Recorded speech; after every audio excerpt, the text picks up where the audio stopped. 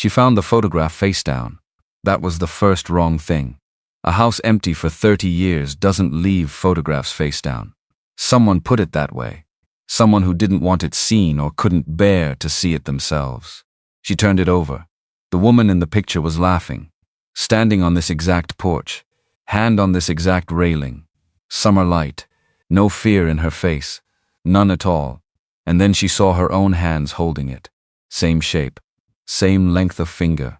Outside, the wind moved through the spruce. Inside, 30 years of silence pressed down like weather. Somewhere above her, on the 3rd floor, a locked door with a date she didn't understand yet. She'd come here with nothing. She was beginning to understand that wasn't true. The eviction notice arrived on a Tuesday. Vera Calloway read it 3 times standing in the parking lot of the Garfield County apartment complex where she'd lived for 2 years and never once hung a picture on the wall. The paper was thin, official, the kind of document that didn't apologize for itself. 30 days. That was what she had left in the apartment she'd been meaning to leave anyway. That was what she kept telling herself. She'd been meaning to leave. She folded the notice, tucked it into the inside pocket of her jacket. The lining had split months ago and left a hole big enough for small things to disappear through. Keys, receipts, anything she needed later. She knew about the hole. She put the notice there anyway. Then she walked back inside and smiled at the woman behind the front desk who asked how her morning was going. Fine. Going fine. Thanks for asking. She had $94 in her checking account. She knew this without opening the app because she'd checked it at 6 that morning, and again at 7:15, and the number hadn't changed by magic the way she kept half hoping it would. $94. 3 jobs.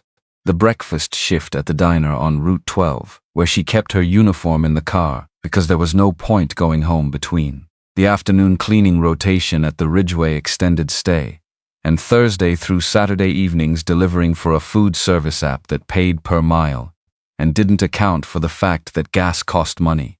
3 jobs, $94. 30 days. She'd done the math. She'd done it 5 different ways, hoping one of them would come out different. None of them did. The apartment cost $640 a month. She owed back rent from October. She had a car with a check engine light that had been on so long it felt decorative. She had a box of protein bars in the trunk she'd been eating for lunch because buying lunch felt irresponsible, and she was trying very hard to be responsible. She sat in the diner that Tuesday morning and refilled coffee and cleared plates and smiled at a man who left no tip and thought about what Donna had said the last time they spoke. You always land on your feet. That was what her aunt had told her. You're like a cat that way, always land on your feet. Vera had not felt like a cat in approximately 4 years. The envelope arrived that afternoon. She found it wedged between a water bill and a coupon circular when she checked the mail on her way out for the evening shift. Thick cream paper. Her name printed in clean black ink. No handwriting. A courier label instead of a stamp. The return address said a law firm, Denver. Holbrook and Dyer, attorneys at law. She sat in her car with the heat running and looked at it for a long time before she opened it. The first sentence read, "We are contacting you in accordance with the estate of Harlan Greer." She read that sentence 4 times. Harlan Greer.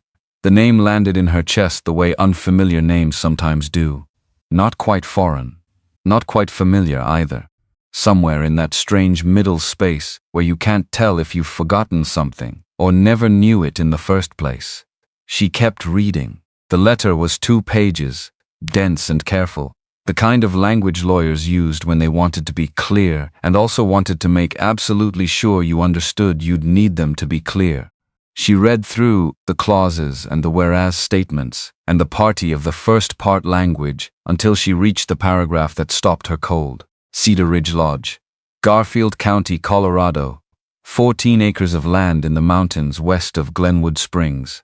A property that had been in the care of Harlan Greer since 1981. Unoccupied for 30 years. Taxes current, no liens. No debts attached to the property itself. And then the sentence that she read 6 times. As the sole surviving relative in the bloodline connection established herein, you are named the sole beneficiary. She sat in the parking lot until the car got cold. Then she sat longer.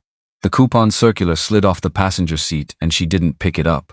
Outside, the sun was finishing its business with the day, dropping behind the mountains the way it always did out here. Fast and total.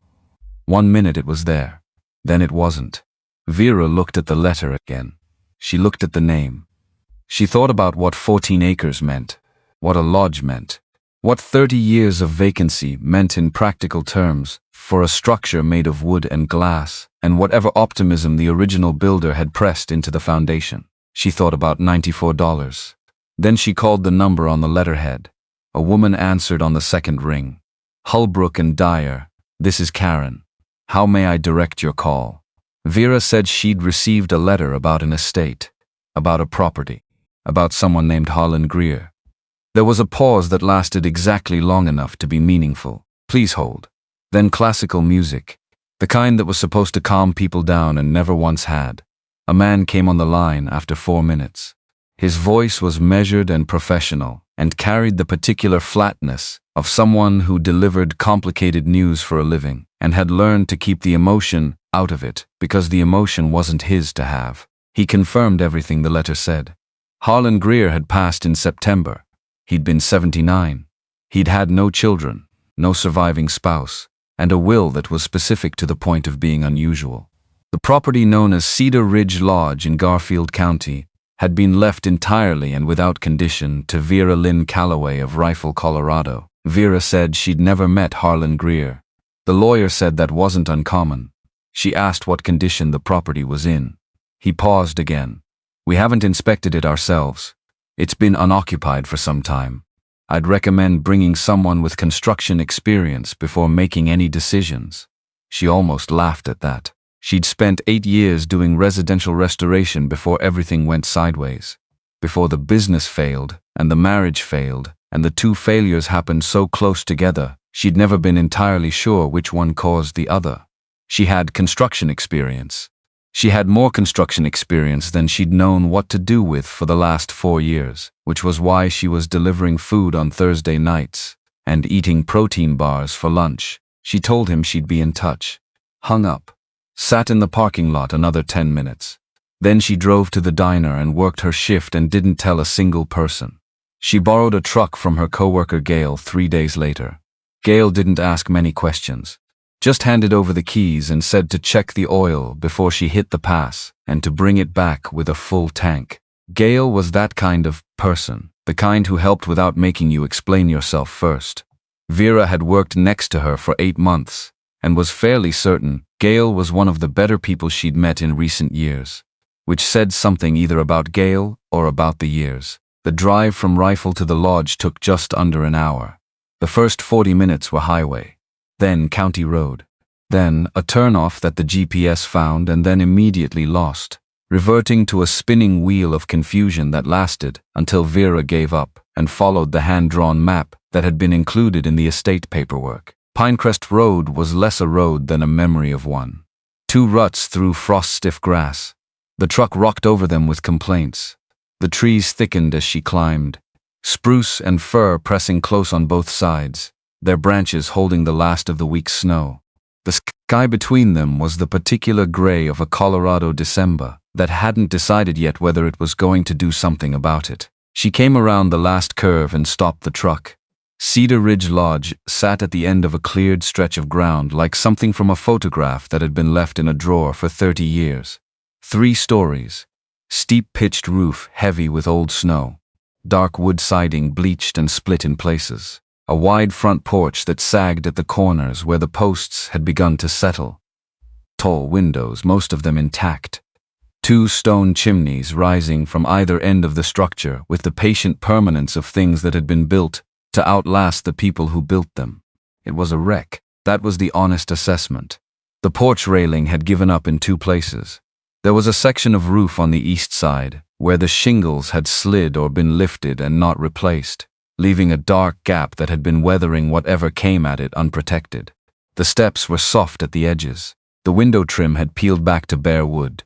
A juniper had grown up against the north foundation, and nobody had cut it back in what looked like a decade. But the structure itself. Vera got out of the truck and stood in the cold and looked. She'd spent 8 years learning to look at buildings the way Other people learned to read faces. There was information in how a wall held its plumb, in the way a roofline carried its load or didn't, in the sound a floor made under pressure, and what that sound meant about the joists beneath it. Most people saw a neglected building and saw the surface, the peeling and the rot and the broken glass. Vera saw the bones. She walked the perimeter before she went inside, checked the foundation at the corners. Good stone, solid mortar, no settling cracks that went deeper than surface. Checked the sill plates where she could get to them.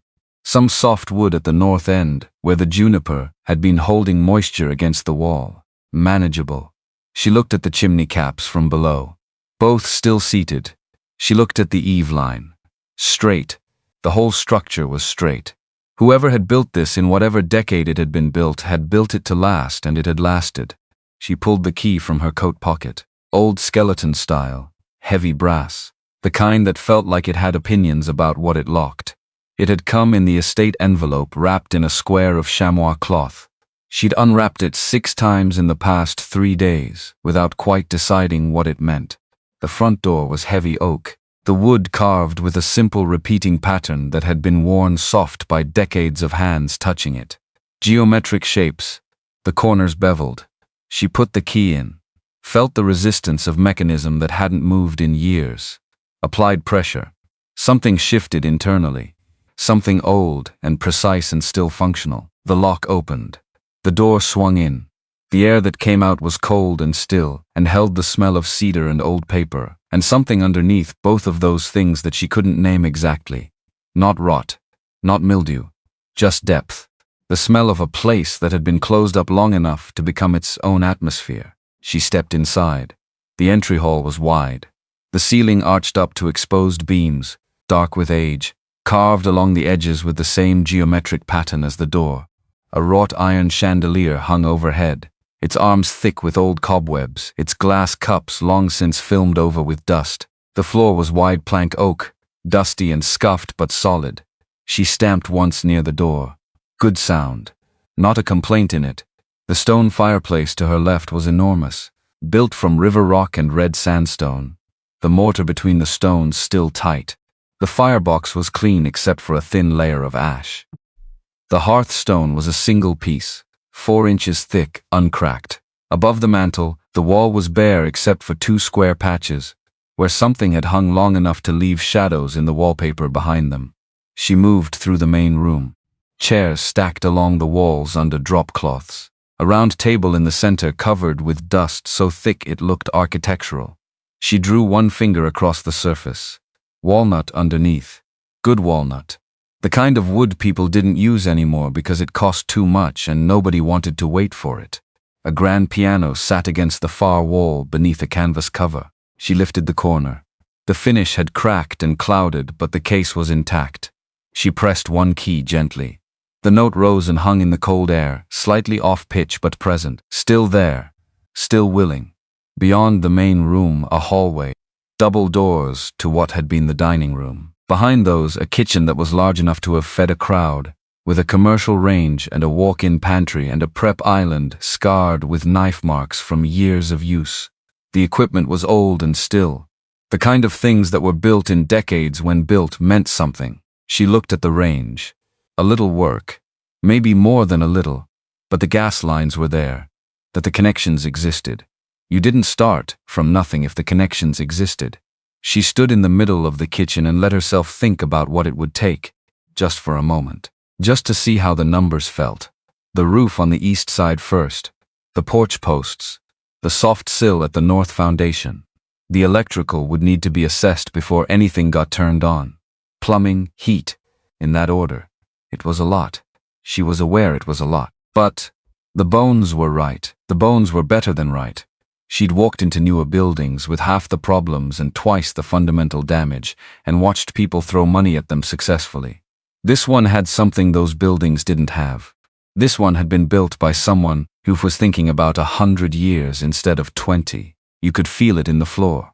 In the way the structure held its weight without arguing about it. She pulled out her phone. No signal. She'd expected that. She took pictures instead, moving through each room methodically, documenting what she found. The window situation. The ceiling where a stain in the plaster on the second floor suggested old water intrusion, old enough that the source was likely long resolved, but the evidence remained. The staircase, which was solid and level, and had a banister worn smooth from 30 years of hands moving up and down it, before the hands stopped. She found the pantry off the kitchen on her third pass through. The shelves were mostly empty, dust in the corners. A few ancient canned goods with labels so faded she couldn't read them. She wasn't going to touch those. On the center shelf, one can, new enough that the label was still sharp. Pinto beans. She picked it up, turned it over. A yellow sticky note on the back, handwritten in capital letters. You'll need these. Start with the pantry. She stood with the can in both hands and looked at it for a long moment. Then she set it back down and went to look at the rest of the kitchen more carefully. The broom in the corner was not 30 years old. She could tell by the wear pattern on the bristles. Someone had used it recently. The back door mat had been shaken out. There was a mark on the counter near the sink that was clean in a way the surrounding surface wasn't. The kind of clean that happened when someone regularly set something there. A coffee mug. Something that size. She went to the window above the sink. The glass had been cleaned on the inside in a rough circle, just big enough to see the back clearing through. She pressed her fingers against the glass and looked at the clearing and the tree line beyond it. Someone had been coming here. Not recently, as in last week. Regularly. As in this was part of a routine. She stood there in the cold kitchen and turned that information over in her mind. Then she took a notepad from her jacket pocket. Wrote, I know someone's been here. I'm not here for trouble. I just want to understand what this place is. If you're willing to talk, I'll be back Thursday. She signed it VC and left it on the center shelf next to the can of beans. She spent another hour going through the upper floors. The second floor had 6 rooms, simple, small. Each one had a bed frame and a dresser and a window and nothing else. The rooms smelled of old fabric and cedar, and that same underlying stillness. She tested every floor, checked every window sash. 2 were painted shut. 1 had a cracked pane, otherwise sound. The third floor had 4 rooms and a narrow hallway, and at the far end, a door that was different from the others, heavier, newer wood in the frame. A small metal plate above the handle engraved with a date, October 1991. She tried the handle. Locked. She didn't have a key that fit it. She made a note, filed it away in the part of her mind that kept the running list of things that needed answering. Back outside, the light had dropped another half hour toward evening.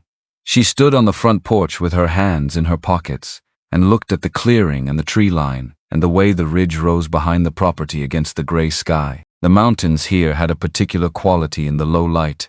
Heavy, patient, indifferent to what happened at their feet in a way that was somehow not unkind. She thought about $94. She thought about 30 days.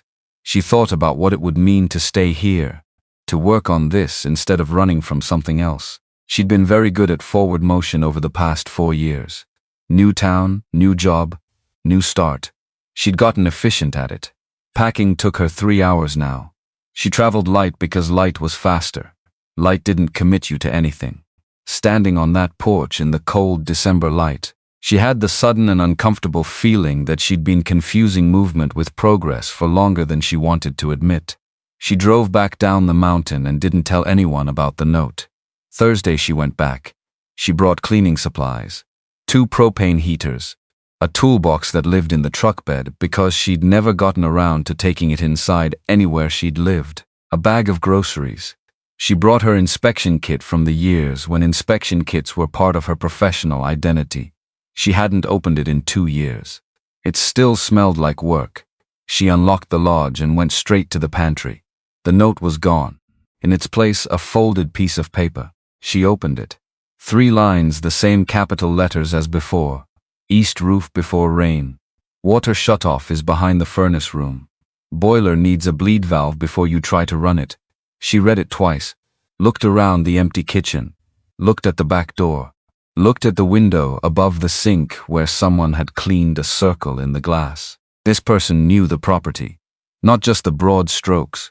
The specific mechanical knowledge of someone who'd been maintaining it, or watching it be maintained. The bleed valve on an old boiler wasn't something you knew from one visit. That was knowledge built up over time. Repeated contact.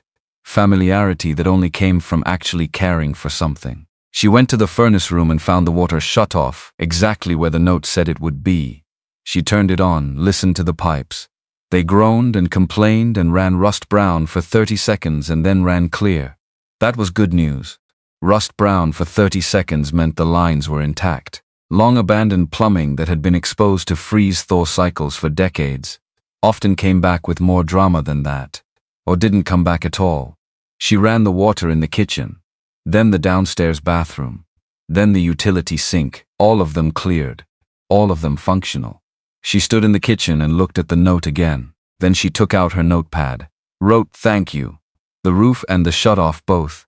Is there a day and time that works better for you? I'd like to meet VC. She left it in the same spot. Then she got to work. She spent 6 hours on the property that day, cleared the first 2 rooms on the second floor of furniture that needed to be moved to assess the floors underneath, found one soft spot near the north-facing window in the second room, roughly 18 inches across, where the subfloor had absorbed moisture from a long AGO window failure. The window had been resealed at some point. The damage was old and stable, not spreading. She marked it, photographed it, moved on. She got the east section of roof on her list. From inside the attic access, she could see the sky through the gap in the shingles. Not enormous, but real. She wasn't going up there today without proper staging, and this wasn't the day for that. She noted what materials she'd need, the measurements, the approximate square footage of replacement, the porch posts. She checked each one. 4 of the 8 original posts had lost meaningful structural integrity. The bases had rotted where they'd been sitting in collected moisture for years. The deck boards over the same areas had followed. She'd need to sister new posts alongside the originals or replace them entirely. Either way, the porch could be made right. It was a weekend of work with the right materials and someone to hand things up. She thought about that. Someone to hand things up. She'd been working alone for so long the thought arrived, with a small, unfamiliar weight. She set it aside. She ate lunch sitting on the hearth in the main room, with the propane heater running beside her. Sandwich from the grocery bag. She looked at the fireplace while she ate. The flue damper looked functional. The chimney itself was clear from the outside. She'd confirmed that from the ground on her first visit. With a proper inspection and a cleaning, she could probably run a fire in here. That changed everything in a space like this. A fire in a room that size was the difference between a building people could use and a building people could love. She was thinking about it. She was aware she was thinking about it. The part of her brain that had spent 8 years on residential restoration was running calculations she hadn't asked it to run. Looking at the space and solving it. That was the thing about skills. They didn't unlearn themselves just because you'd stopped using them. They sat there waiting, patient as the mountains outside. She was photographing the north wall of the main room when she heard the truck. She heard it before she saw it because she'd left the front door cracked open to air out the space. An engine. The particular sound of a diesel pickup that had been driven a long time and knew how to carry its age without apology. It came slowly down Pinecrest Road and stopped in the clearing. She moved to the window, wiped a clean spot in the glass with the back of her hand. The truck was rust red, older than her car and in noticeably better condition. A man sat in the cab a moment before getting out. He moved the way men moved when they had decided something and were following through on it. Not hurried, not hesitant either. He was somewhere in his late 60s, gray at the temples, what she could see of them beneath a work cap. Heavy coat, boots that had been repaired and resoled more than once. He stood in the clearing and looked at the lodge with an expression she couldn't fully read from a window. Something that wasn't quite surprise and wasn't quite relief. Something between the two. She went to the front door and opened it. He looked up at her. She'd expected to feel more alarmed than she did. She stood in the doorway of a 30-year vacant lodge in the mountains looking at a stranger who'd just driven up out of nowhere, and what she felt was mostly curious. And something else. A faint sense of recognition that made no logical sense, since she'd never seen this man in her life. He said, "You're Vera Calloway." "Not a question," she said. "That's me." He nodded once, looked at the porch, looked at the front of the building. His eyes moved over it the way her eyes had moved over it, taking inventory, knowing what to look for. Arliss Briggs, he said. I patrol this road. Saw tracks coming in and out the past week. Checked with the county this morning. They told me the property changed hands. She said, it was left to me. He looked at her directly for the first time without looking away. Left to you by Harlan Greer. Something shifted slightly. Not quite wariness. More like attention focusing. You knew him. I did, Arliss said. He didn't elaborate. He looked at the porch posts again and something moved across his face. Not grief exactly. More like recognition of a thing he'd been expecting and still wasn't entirely prepared for. Mind if I come in? She stepped back. No heat yet. No coffee either. I've been cold before. Inside she gave him the tour she'd been giving herself for 2 days. She watched him as much as she watched the rooms. He knew where things were. He walked toward the furnace room without being pointed to it, and then stopped himself and changed direction, like a man who'd almost forgotten he was supposed to be seeing this for the first time. He ran his hand along the banister, the way she had run hers, reading it. He stopped at the fireplace and looked up at the mantel and went quiet. She said, you left the notes. He didn't deny it. Didn't confirm it right away either. He looked at the clean circle she'd wiped in the window glass by the kitchen sink, and then he looked at her. I've been coming up here a while, he said. How long is a while? He was quiet for long enough that she thought he might not answer. Then, 22 years, give or take. She sat down on the hearth, because standing suddenly felt like more effort than it was worth. 22 years. Twice a month from the condition of that broom and the regularity of the maintenance notes. 150 or so visits to a place that belonged to someone else, that he'd been asked to look after by a man who had now left that place to a woman he'd never met. Harlan asked you to, she said. He did. Why? Arliss pulled off his cap and turned it once in his hands. He had the hands of a man who had spent his life working with them. The knuckles were large and the palms were wide. And there were old scars on the backs of both hands, from work that didn't always go the way you planned. He looked at the fireplace. I built the room on the 3rd floor, he said. The locked one. Framed it up myself in October of 1991. Harlan drew it on a napkin and handed it to me and said he needed it done before the cold set in. He paused. I built it for a woman named Margaret. The name entered the room quietly. Vera heard it the way you heard a sound that was familiar before you recognized why. Margaret, she said. She lived here from about 1985 to 1991. Worked the lodge. Helped run the seasons. Christmas and summer, mostly. He put his cap back on and looked at her. Not unkindly. More like a man who was setting something heavy down after carrying it a long way. She was the best thing this place ever had in it. Vera's hands were cold. She pressed them against her knees and looked at the fireplace and thought about the shadow patches on the wall above the mantel where things had once hung. About the piano that still held its note. About a locked door with a date in October 1991. Who was she to you? She asked. A friend, he said. I owed her something I couldn't give back, so I gave it to the house. She wanted to ask more. She could feel the more there, the shape of it just beyond what he'd said. But something in his face told her this was what she was getting right now. This was the amount that was on offer today. She'd learned over the years that pushing past what someone was willing to give in a first conversation cost you access to the second one. She filed it, let it sit. Okay, she said. He looked at her. Okay? Okay, you owed her something. Okay, you've been coming up here.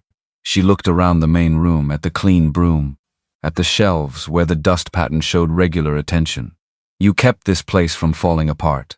He didn't say anything. That roof on the east side is the worst of it, she said. I can handle the porch posts and the subfloor damage on the second room. The boiler needs a professional to look at it before I'd run it through the season. The electrical needs a full assessment, but the structure itself is sound. She paused. Whoever built it knew what they were doing. Something changed in Arliss's expression.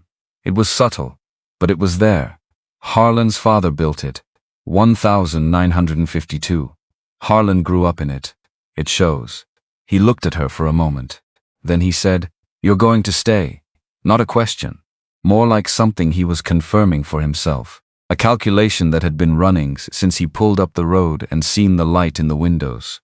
She wasn't sure what to tell him. She wasn't sure she knew the answer yet. She knew the eviction notice. She knew $94.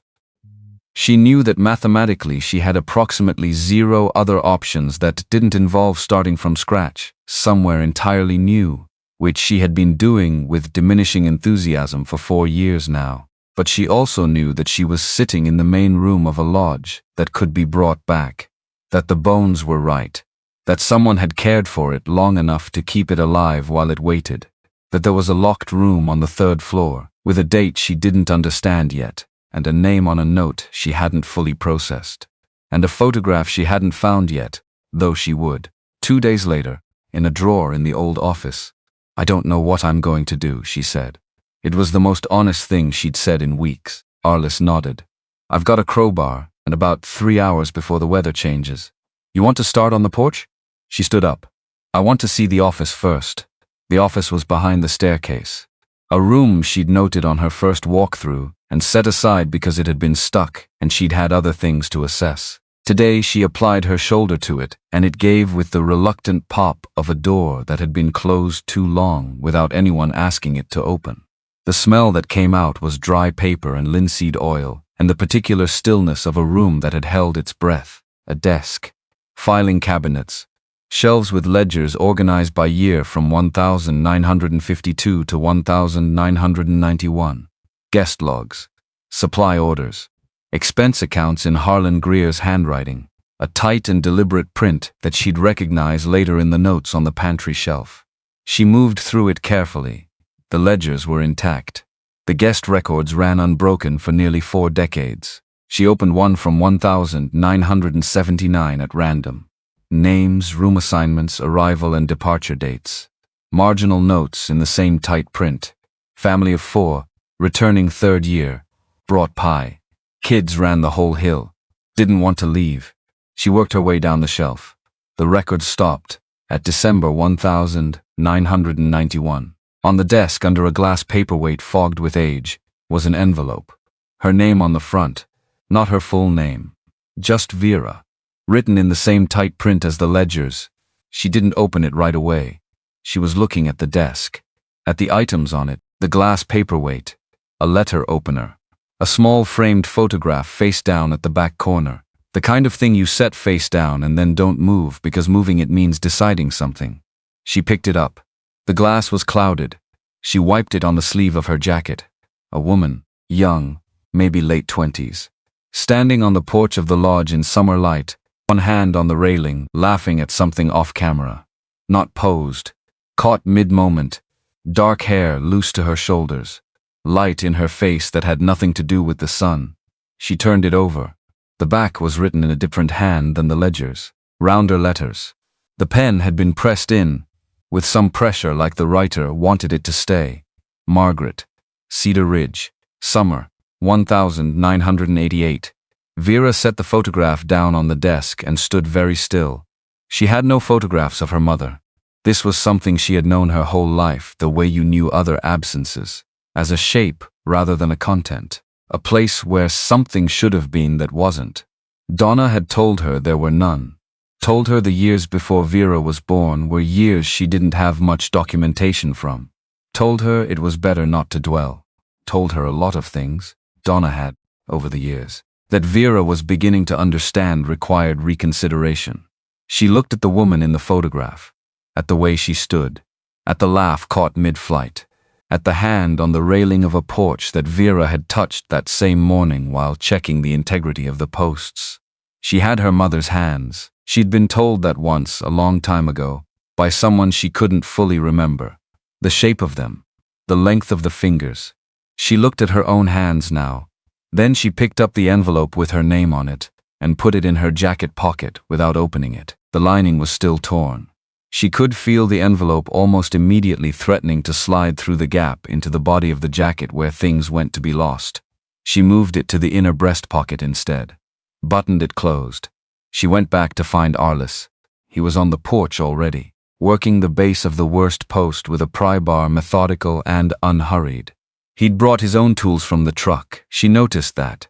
He'd assumed she'd say yes before she'd said yes. He'd come prepared. She stood in the doorway and watched him work for a moment without announcing herself. He moved the way experienced tradespeople moved. No wasted motion. Each action deliberate. The pry bar seated exactly right. The angle calculated before the force was applied. She'd known a lot of people in construction over 8 years, and the ones who'd lasted were the ones who worked this way. Patient and precise, she said. The woman in the photograph. The one from 1988. He stopped. Didn't turn around immediately. Her name was Margaret Calloway, she said. He turned then. Looked at her. His expression was careful. Not surprised. Which was itself a kind of answer. My mother, she said. Arliss looked at her for a long moment. He looked at her the way someone looked when they were confirming something they'd been carrying for a long time. The set of the shoulders. The way the recognition arrived not as a shock but as a weight finally set down.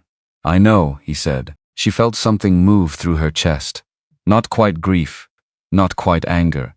Something that didn't have a clean name. The cold air on the porch seemed colder. She pressed her hand flat against the doorframe and felt the solid resistance of old wood. You knew before I got here. I suspected, he said. When the county told me the name on the new deed, Calloway. And then when I saw you, he paused. She had your way of looking at things. Vera looked out at the clearing. At the truck in the cold light. At the tree line where the spruce stood in their straight dark lines like something formal. Her mother had stood on this porch. Had laughed on this porch. Had lived in this lodge long enough to leave her name in the summer light of a photograph and a note on the back of it. Had been known by a man who built her a room on the 3rd floor in October of 1991, and then spent 22 years afterward keeping the place from falling apart. She had a locked door she didn't have a key to. She had an envelope in her breast pocket she hadn't opened. She had a photograph of a woman she'd never seen before, who was also the reason she had a particular shape to her hands. She had 30 days left on an eviction notice. She had $94. She had 3 jobs that didn't add up to enough. And she had this. Whatever this was. She turned back to Arliss, looked at the pry bar in his hands. You're right about the angle on that post, she said. But you're going to need blocking underneath before you commit to pulling it. The deck boards are soft, and the joist under them isn't going to hold your weight once the post starts to shift. Arliss looked at the deck boards, looked at her. Something shifted in his expression. Not quite a smile. More like recognition of a different kind. You know your way around a build, he said. I used to. Used to doesn't leave, he said. It's just sitting there waiting for you to stop pretending it went somewhere. She stepped onto the porch beside him. The boards complained but held. She crouched and pressed her palm flat against the decking near the post base and felt for flex. Too much. She was right about the blocking. She stood up, looked at the front of the lodge, at the windows in the fading light, at the chimneys, at the roofline running true and level from one end of the building to the other in a way that still, after 3 decades of neglect, refused to give up its integrity. Something settled in her chest. She didn't have language for it yet. She wasn't sure she needed language for it right now. She said, "Get the truck. There should be blocking stock in the supply shed." Arliss moved toward the truck without argument. She stood on the porch of Cedar Ridge Lodge in the December cold and looked at the mountains behind the tree line and thought about the envelope in her breast pocket and the locked door on the 3rd floor and a woman standing in the summer sun in 1988 with her hand on this same railing. Then she picked up the second pry bar. Arliss had left leaning against the post and got to work. The envelope stayed in her breast pocket for 4 days. She moved it to the nightstand in the motel room she was still paying for by the week. Then to the glove compartment of Gail's truck. Then back to the breast pocket. It was the kind of document that needed the right moment, and the right moment kept not arriving. She told herself she was busy, which she was. She told herself she'd read it when she had time to sit with it properly, which was true. She told herself a lot of things those 4 days and believed approximately half of them. What she did instead of opening the envelope was work. She drove up the mountain every morning before 7.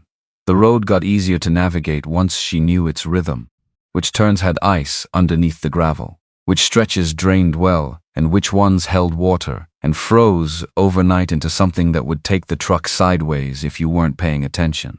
She learned the road the way she'd learned buildings over 8 years. One careful pass at a time until the knowledge became automatic. The porch took 2 full days.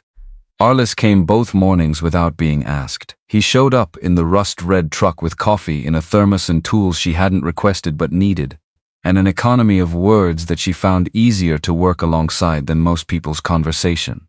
They replaced 4 posts, sistered the compromised deckboards, reseated the railing section on the north end, where the original hardware had pulled free.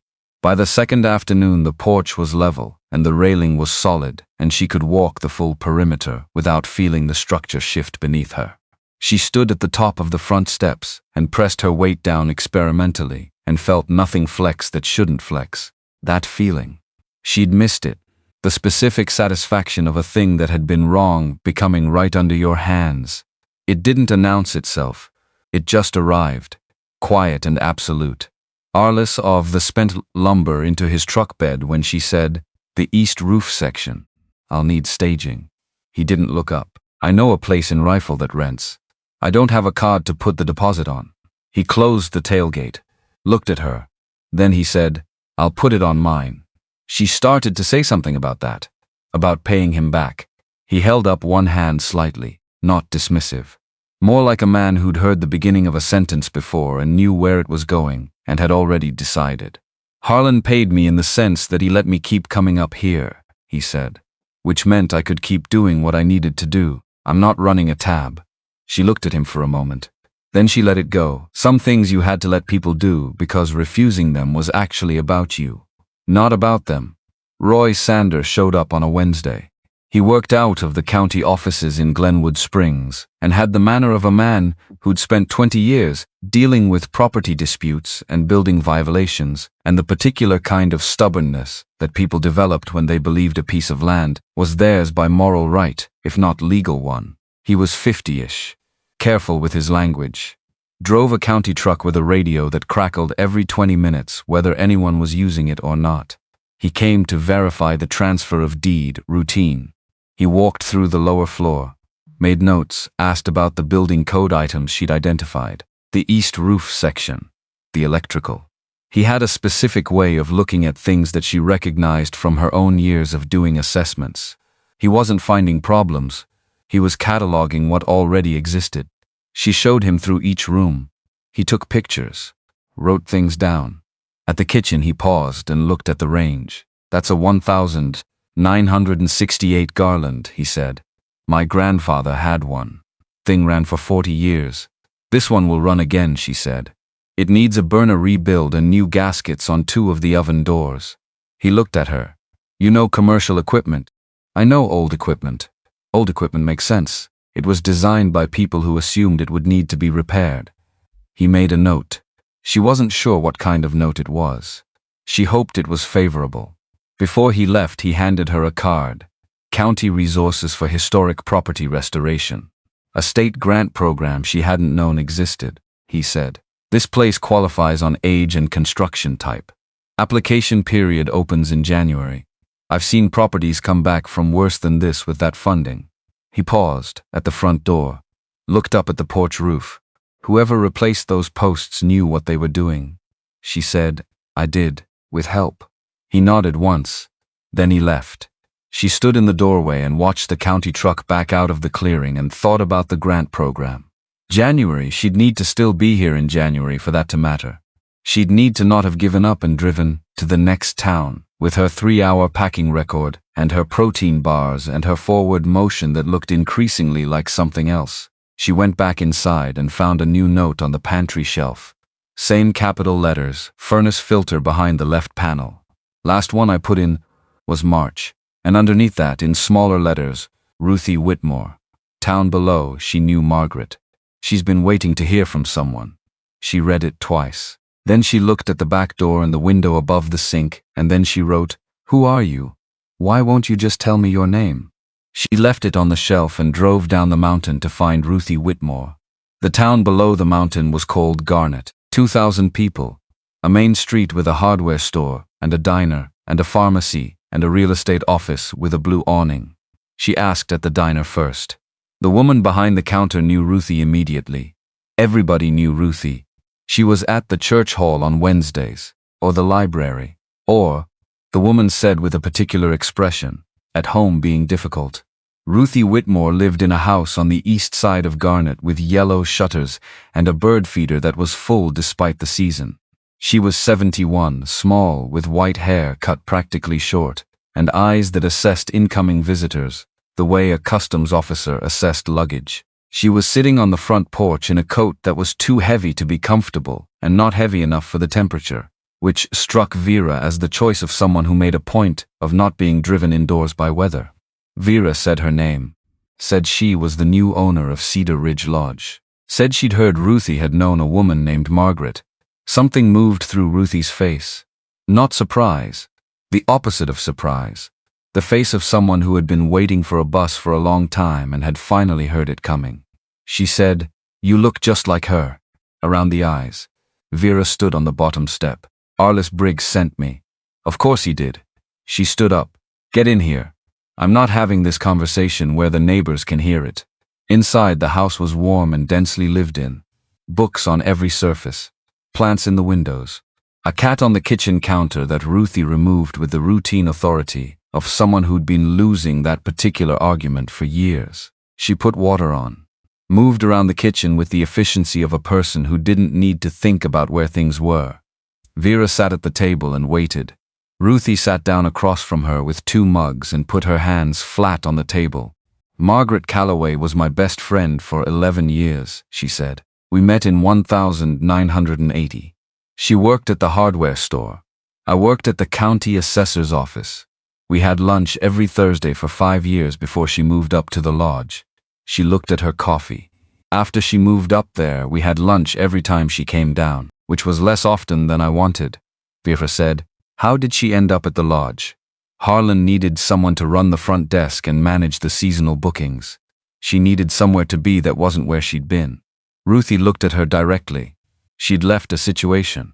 A man, not violent. Just the kind of wrong that's harder to explain because there's no bruise to point to. Vera said nothing. She loved that place. Ruthie wrapped both hands around her mug. She was good at it. Harlan was better at building things than talking to people.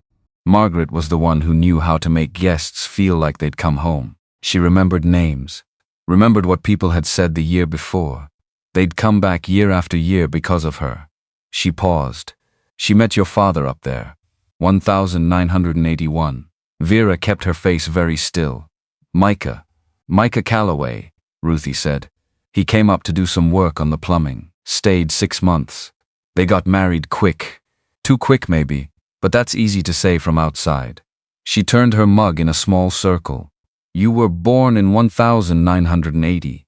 Vera said, "Margaret met Micah in 1981. "Yes.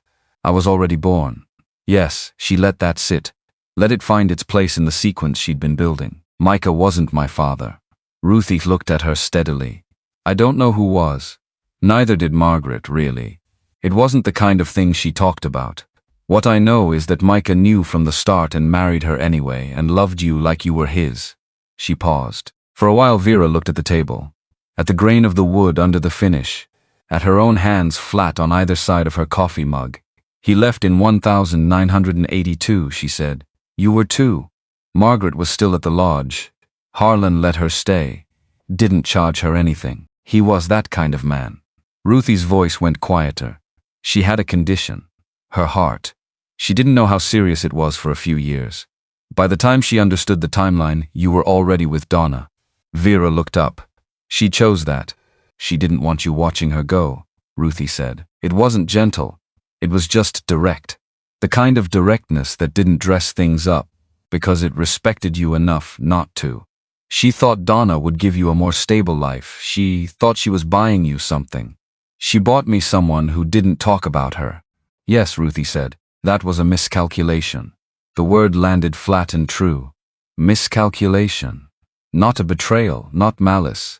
Just someone who was dying and running out of time and making decisions that looked different from the inside than they did from 30 years of distance. Vera drank her coffee.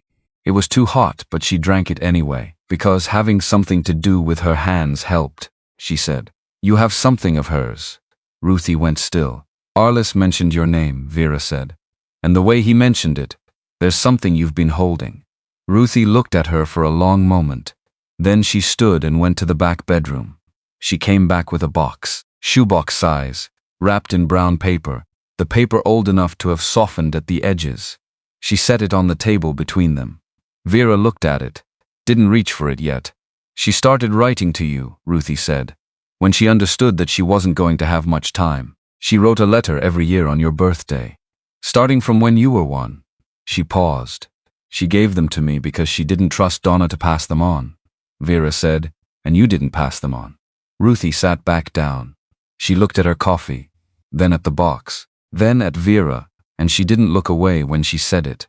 Donna told me she'd told you about me, that you knew where I was, that when you were ready you'd come yourself. She paused. I waited 12 years before I checked. When I checked, I understood that Donna hadn't told you anything, Vera said, and then I didn't know how to find you. You'd moved. Several times. Vera thought about the moves, the new towns, the 3-hour packing record. You could have tried, she said. Not an accusation. Just a true statement. I could have, Ruthie said. I should have. I was afraid. She looked at the box again. I was afraid that if I went looking and found you in a bad place, giving you these would only make it worse. And I kept waiting for a better time, and the better time kept not coming. She looked at Vera directly. I read them. All of them.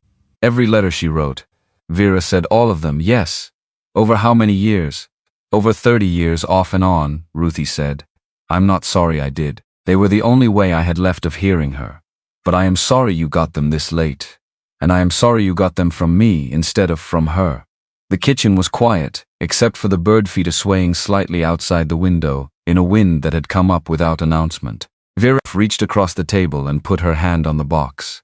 She felt the softness of the old paper, the slight give of the cardboard beneath it. She didn't open it. Not yet. Not in front of anyone, that was for later. For somewhere alone. For the lodge, maybe, in the room on the 3rd floor that was still locked, she said. Thank you for keeping them. Ruthie said nothing. She pressed her lips together and nodded once and looked at the window. Vera drove back up the mountain with the box on the passenger seat. She didn't look at it on the drive. She looked at the road, at the ice on the curves, at the tree line in the last of the afternoon light. She thought about a woman writing 1 letter a year on a birthday. Writing it knowing it would be read by someone who was too young to read yet. Writing it anyway because the alternative was not writing it. Because some things you did not because they changed anything, but because not doing them would make you into someone you couldn't afford to be. She put the box on the desk in the old office, next to the photograph. She'd found the next note in the pantry when she arrived back. Same handwriting. I'll be there Saturday morning. It's time, Arliss. She stared at that note for a long time. Then she cooked dinner on the single-burner camp stove she'd brought up from the motel and ate it at the round table and read 3 of Harlan's guest ledgers cover to cover. Every entry, every marginal note. She was looking for something she couldn't exactly name. A pattern, a gap, something that would tell her why this place mattered enough for a man to give it to a woman he'd never met. She found Margaret's name in the 1987 ledger. Not as a guest. In the operational notes. M confirmed seasonal booking for Farley Party 12 rooms. Deck 2128. Followed by a different note in the same year's late pages. M says the big pine on the north slope is coming down. I'll get Earl to look at it. She'd made a note and then she'd been right. She'd been paying attention to things and she'd been right. She found it on the 1989 ledger too. And the 1990. A presence woven through the operational life of the place. Not recorded as an employee in the formal sense. More like someone whose attention was part of how the lodge functioned. Someone whose eye on things kept them from getting worse. The 1991 ledger stopped in October. The October entries were routine up to the 14th. Then there was a gap. The next entry was a single line in Harlan's handwriting. Smaller than usual, pressed harder into the page. Lodge closed for the season. Indefinitely. He hadn't opened it again. Saturday morning, Arliss arrived with two things, his toolbox and a look on his face that meant he had something to say and was deciding how to say it. They worked the east roof section in the morning. Arliss had rented the staging from Rifle. They set it up on the east face and worked from the top down, removing the damaged shingles, checking the sheathing underneath. One section of sheathing needed replacing. Not large, maybe 4 by 6 feet where the moisture intrusion had softened the wood. She cut it out herself. Arliss handed up the replacement piece and she set it and fastened it while he held the angle. Then the felt underlayment. Then the shingles. By noon the roof was closed. She stood on the staging and ran her hand across the new section, and felt the solid even surface under her palm and thought about rain. The next time it rained this roof would hold it. That mattered in a way that was difficult to explain to someone who'd never fixed a thing. She came down from the staging and Arliss had coffee ready from his thermos. He said, "Roy Sander called me yesterday." She waited. He pulled the property records as part of the deed transfer process. Standard procedure. He found something. She held the coffee. Let the warmth come through into her palms. 3 weeks before Harlan's lawyer contacted you, Arliss said, there was an offer placed on this property. Official offer through a development LLC. He found it because the offer was filed with the county as a letter of intent on a property under probate. She said, someone offered to buy it. Someone tried to get ahead of the estate process, Arliss said. The offer was contingent on the property reverting to state control if no heir was located within 90 days of Harlan's death. They were betting on no heir. She set the coffee down on the staging rail. They knew about me. They knew Harlan had a potential heir, Arliss said. They knew the search was going to take some time. They made a move while the clock was running. She thought about the timeline. Harlan's lawyer reaching her 3 weeks after the offer was filed. The lawyer finding her through the bloodline connection that Harlan had documented carefully in his will. Finding her in Rifle working 3 jobs and living in a weekly motel and making $94 stretch. She said, "Who filed it?" Arliss looked at her. A company called Rimrock Development Partners LCC. Roy knows the principal. Man named Pruitt Decker. He's a lawyer with a local practice. He also runs development projects in the county. Has been for about 15 years. She had not heard this name before. She turned it over. Pruitt Decker. She said, "What's his interest in this property?" "That's what Roy wanted you to know," Arliss said. "There's a parcel directly adjacent to Cedar Ridge. About 60 acres. Decker's been assembling a development plan on it for 3 years. Resort infrastructure. High-end. The kind of project that requires road access and utility easements." He paused. Cedar Ridge sits directly on the access corridor. The road up here.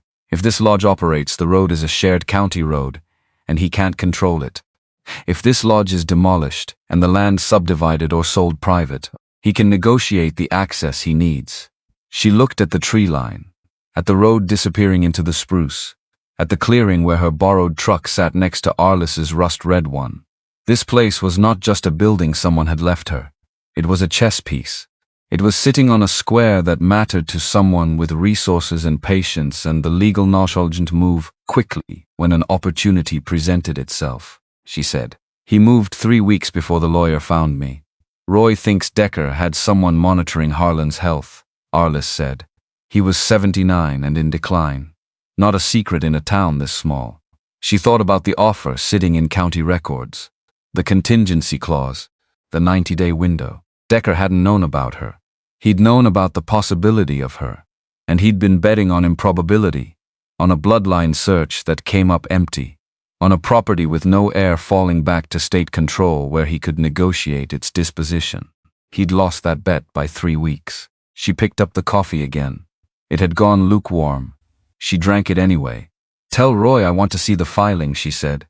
"He thought you'd say that. He's making you a copy." She nodded. Then she picked up her pry bar and walked back toward the staging. There was more to assess on the east face. She wasn't done up there yet. Arliss watched her go. He said quietly. To her back, "There's one more thing." She stopped. "When you're ready to look at the 3rd floor room," he said. "I have a key." She didn't turn around. She stood with her back to him and the pry bar in her hand, and the morning light falling across the east face of the lodge. "Not yet." she said. She meant the room. She also meant everything it was attached to. The locked door with the date from October 1991. The envelope still in her breast pocket, that she still hadn't opened. The box of letters on the desk. All of it waiting for her to be ready in a way she hadn't defined yet. She went up the staging. Roy dropped off the copy of the county filing that afternoon. He drove up himself, which she hadn't expected. He handed her a manila envelope and said the original was logged with his office and he'd been careful about the chain of custody. He said that last part with a particular emphasis. She understood what he meant. He was documenting what he was doing in case it needed to be documented later. She said, "Have you dealt with Decker before?" Roy looked at the lodge. "He's a careful man," he said. "He operates inside the rules. He just operates right at the edge of them and relies on other people not knowing exactly where the edge is." She said, "I know where edges are."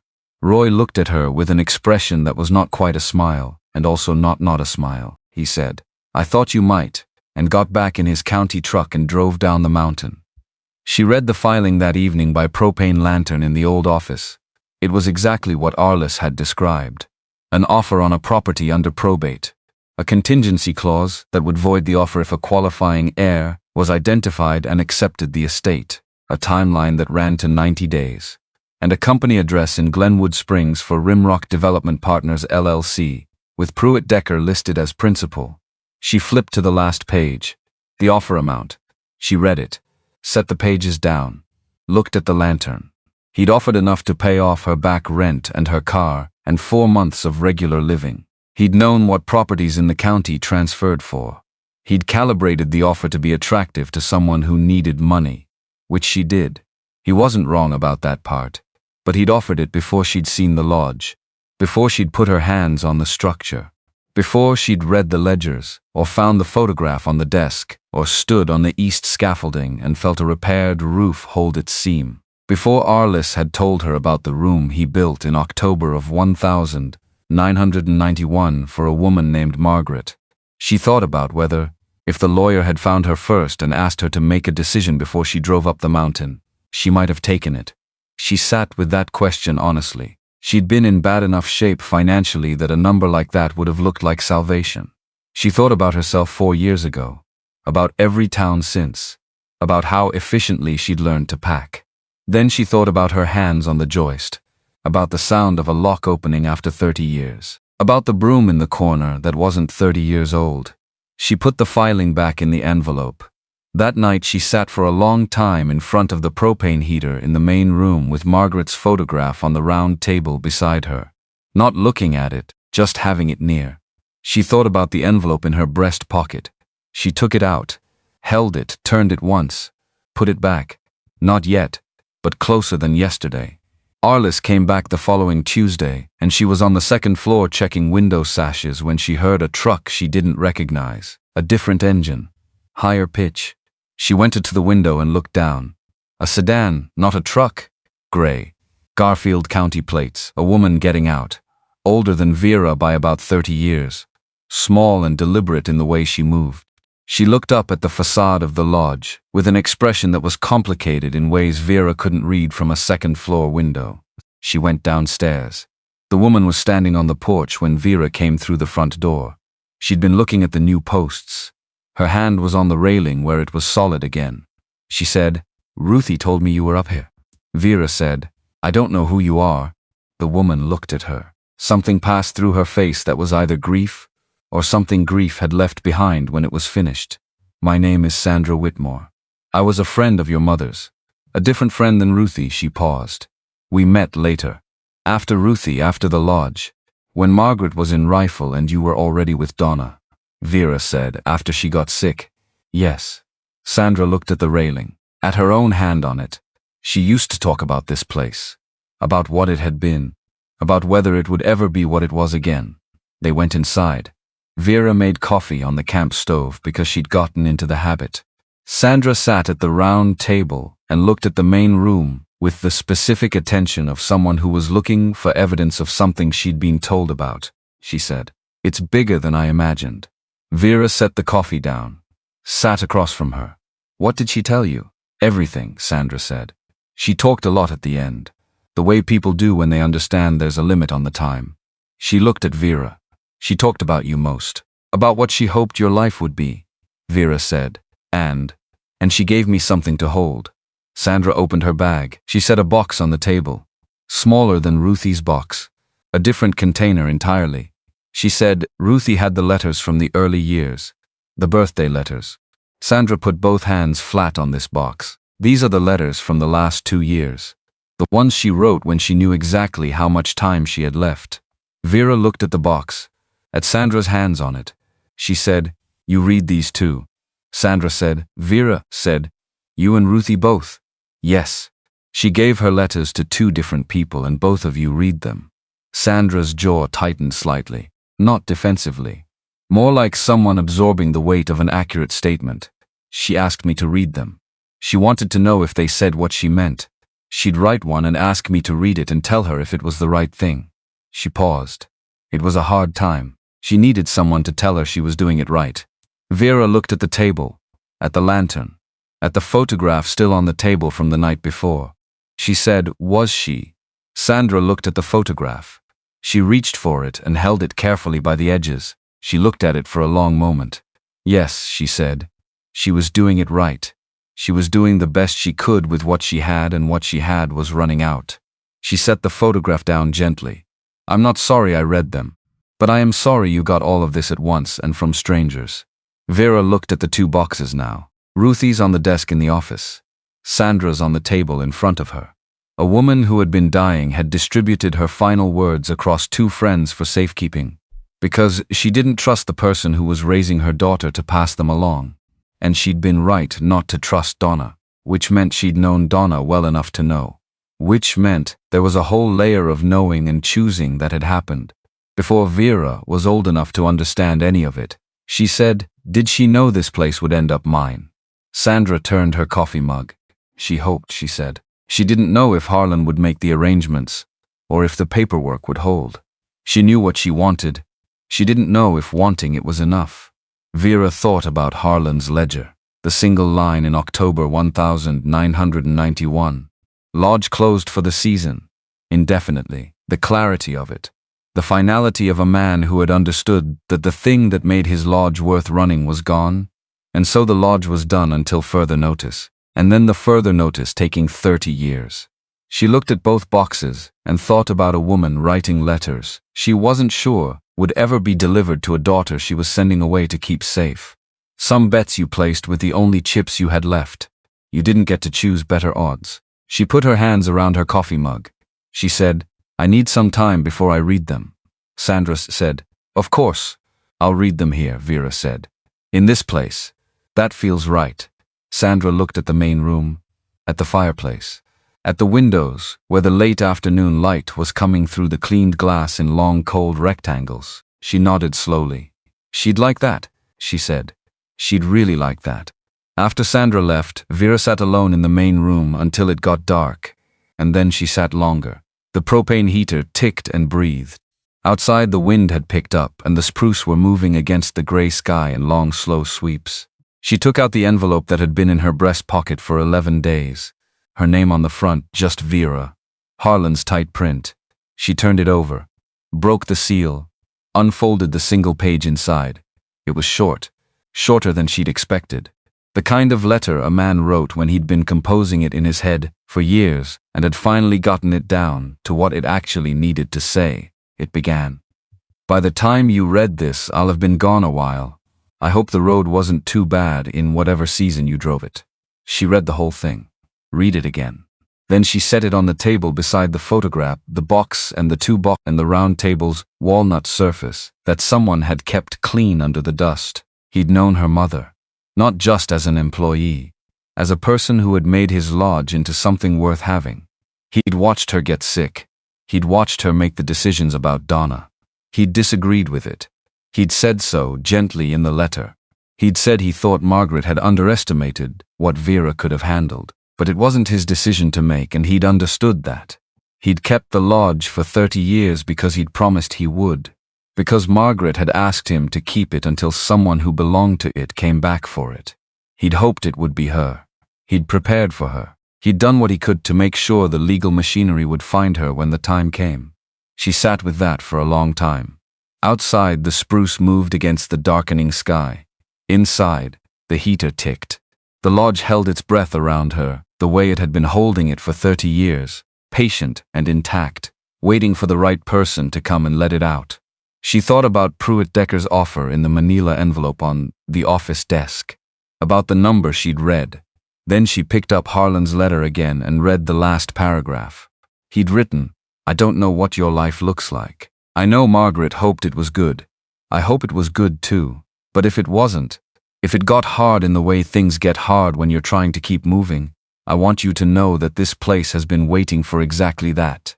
For someone who knows what hard looks like and decided to show up anyway." She folded the letter, put it in her breast pocket. The lining was still torn. She could feel the letter immediately start to slide toward the gap. This time she sewed the pocket shut.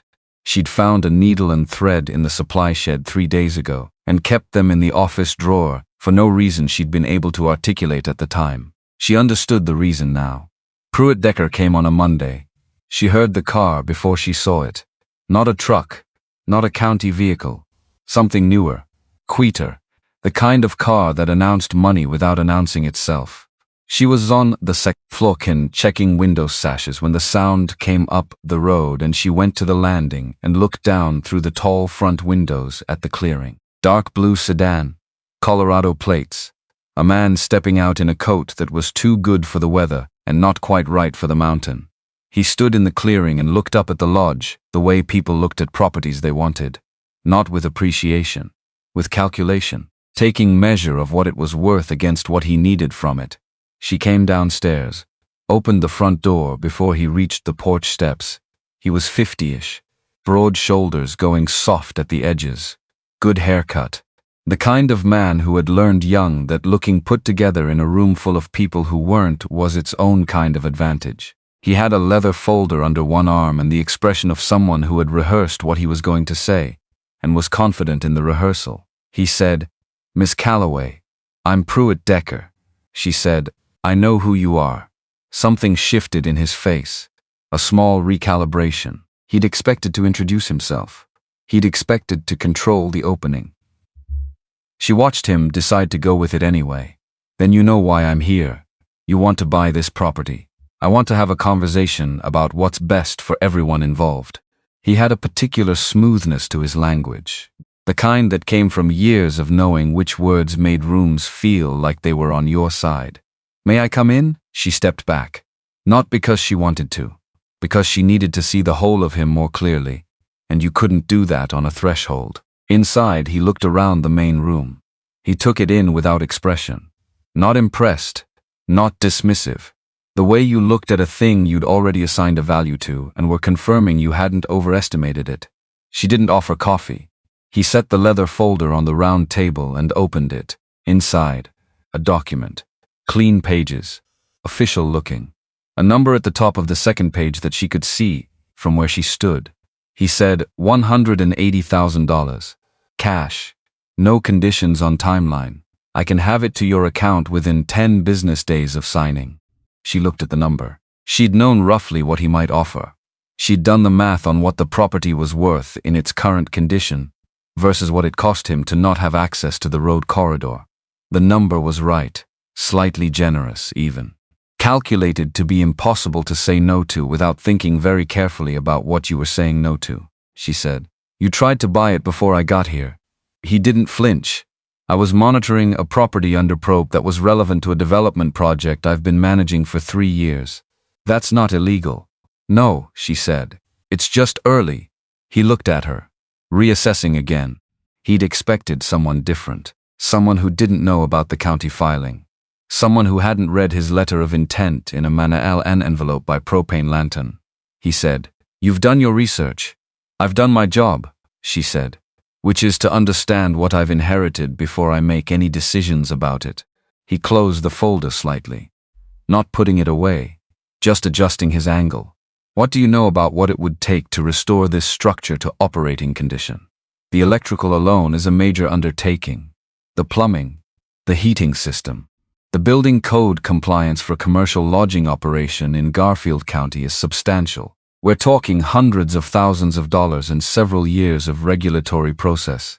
She said, I know exactly what it takes. You were in residential restoration, he said. I know your background. Commercial lodging is a different regulatory environment. He'd looked her up. Of course he had. She'd been making herself into someone he could predict, and he'd gathered the data he needed to do it. She said, What's your project worth? The development on the adjacent parcel. He paused. That's not relevant to this conversation. The road access is the constraint, she said. If I operate this lodge, the county road stays a shared county road, and your access negotiation becomes complicated. If this property is vacant or subdivided, you can structure an easement agreement on your own terms. She looked at the folder. So the question is what the road access is worth to your project timeline, because that number is higher than 180, and we both know it. Pruitt Decker looked at her for a long moment. He had the stillness of a man who had learned that showing reaction was a form of concession. But something moved behind his eyes. The slight adjustment of someone who had come in, holding what he thought was the stronger hand and was now counting cards. He said, I can go to 200. She said, I'm not selling. He closed the folder. Miss Calloway, I want to be straightforward with you.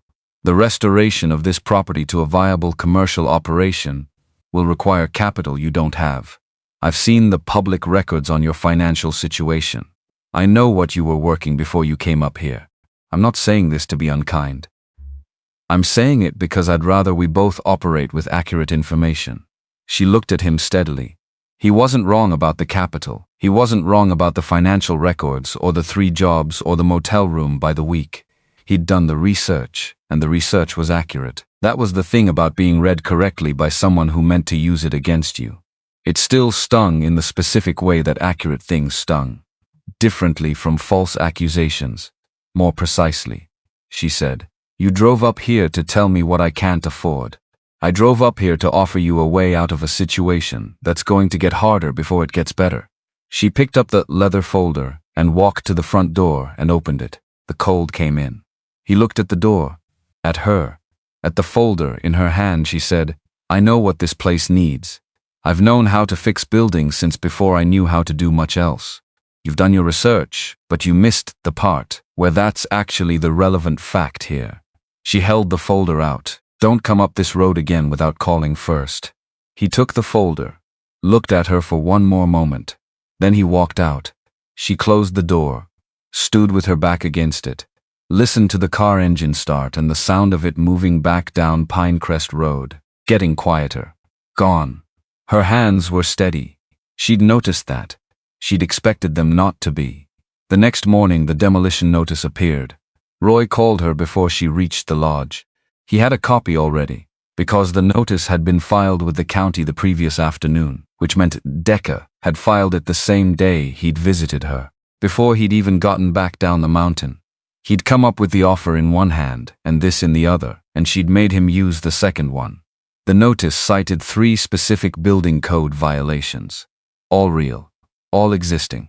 The east roof section she'd already repaired was one of them, which meant the inspection had been based on an older assessment, probably from the county files Decker had access to through his development project permitting process. The electrical system. The heating. A commercial lodging operation could not legally reopen with those systems uninspected and uncertified. The notice gave her 10 days to respond with a remediation plan, or face a mandatory structural assessment that would require the property to be vacated during the process. She sat in the truck in the clearing and read the notice twice. 10 days. She'd been at the lodge for 26 days. She hadn't counted until now. 26 days since she drove up for the first time in Gail's borrowed truck. 26 days of porch posts and roof shingles and window sashes and ledger books read by propane lantern. 26 days and she felt more located than she had in 4 years. That was the word that arrived in her chest when she tried to find the right one. Located. She knew where she was. She knew what was underneath her feet and what it needed from her and what she could give it. She hadn't felt that way since before everything went sideways and she'd learned to pack in 3 hours. She called Roy back. He said, the violations are real. He's not making them up. That's how he operates. He finds the true thing and uses it, she said. How long would a proper remediation plan take to satisfy the county? Roy said. If you submitted a plan with licensed contractors on the electrical and heating and a timeline for the code work, the county would accept that as responsive to the notice. You'd have 60 days from submission to complete the work. She did the math. Submit the plan within 10 days. 60 days to complete. That was 70 days from now. She'd need licensed contractors and the money to pay them. She said, the state grant, the one you mentioned. When does the application open? Roy said January 15th. It was December 14th, she said. Is there a bridge program? Emergency historical preservation funding. Roy was quiet for a moment. Then, there's a county fund I've seen used for exactly this kind of situation. It requires documentation of historic significance and an operating restoration plan. It's not large. $30,000 at most. $30,000 wasn't enough for the full remediation, but it was enough to get the electrical and heating assessed and the certification started. Enough to submit a legitimate remediation plan. Enough to buy the time she needed. She said, "What do I need to apply?" Roy said, "I'll send you the form." She drove up to the lodge and went straight to the office and spent 3 hours pulling documentation from Harlan's files. The original construction records from 1952, the guest logs, the operational records, evidence of continuous commercial use from 1952 to 1991. Historical significance wasn't difficult to establish when you had 4 decades of paperwork showing a community gathering place. She photographed everything, organized it into a package. She'd bring it to Roy's office in the morning. She was on the 2nd floor when she heard the truck, not Decker's car, the diesel of Arliss's vehicle. She looked out the window, and then looked again. 2 trucks. Arliss and another one she didn't recognize.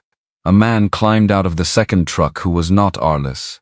Older, heavier through the shoulders, moving with the careful deliberateness of someone whose joints had filed grievances over the years, but who'd refused to accommodate them entirely. She went downstairs.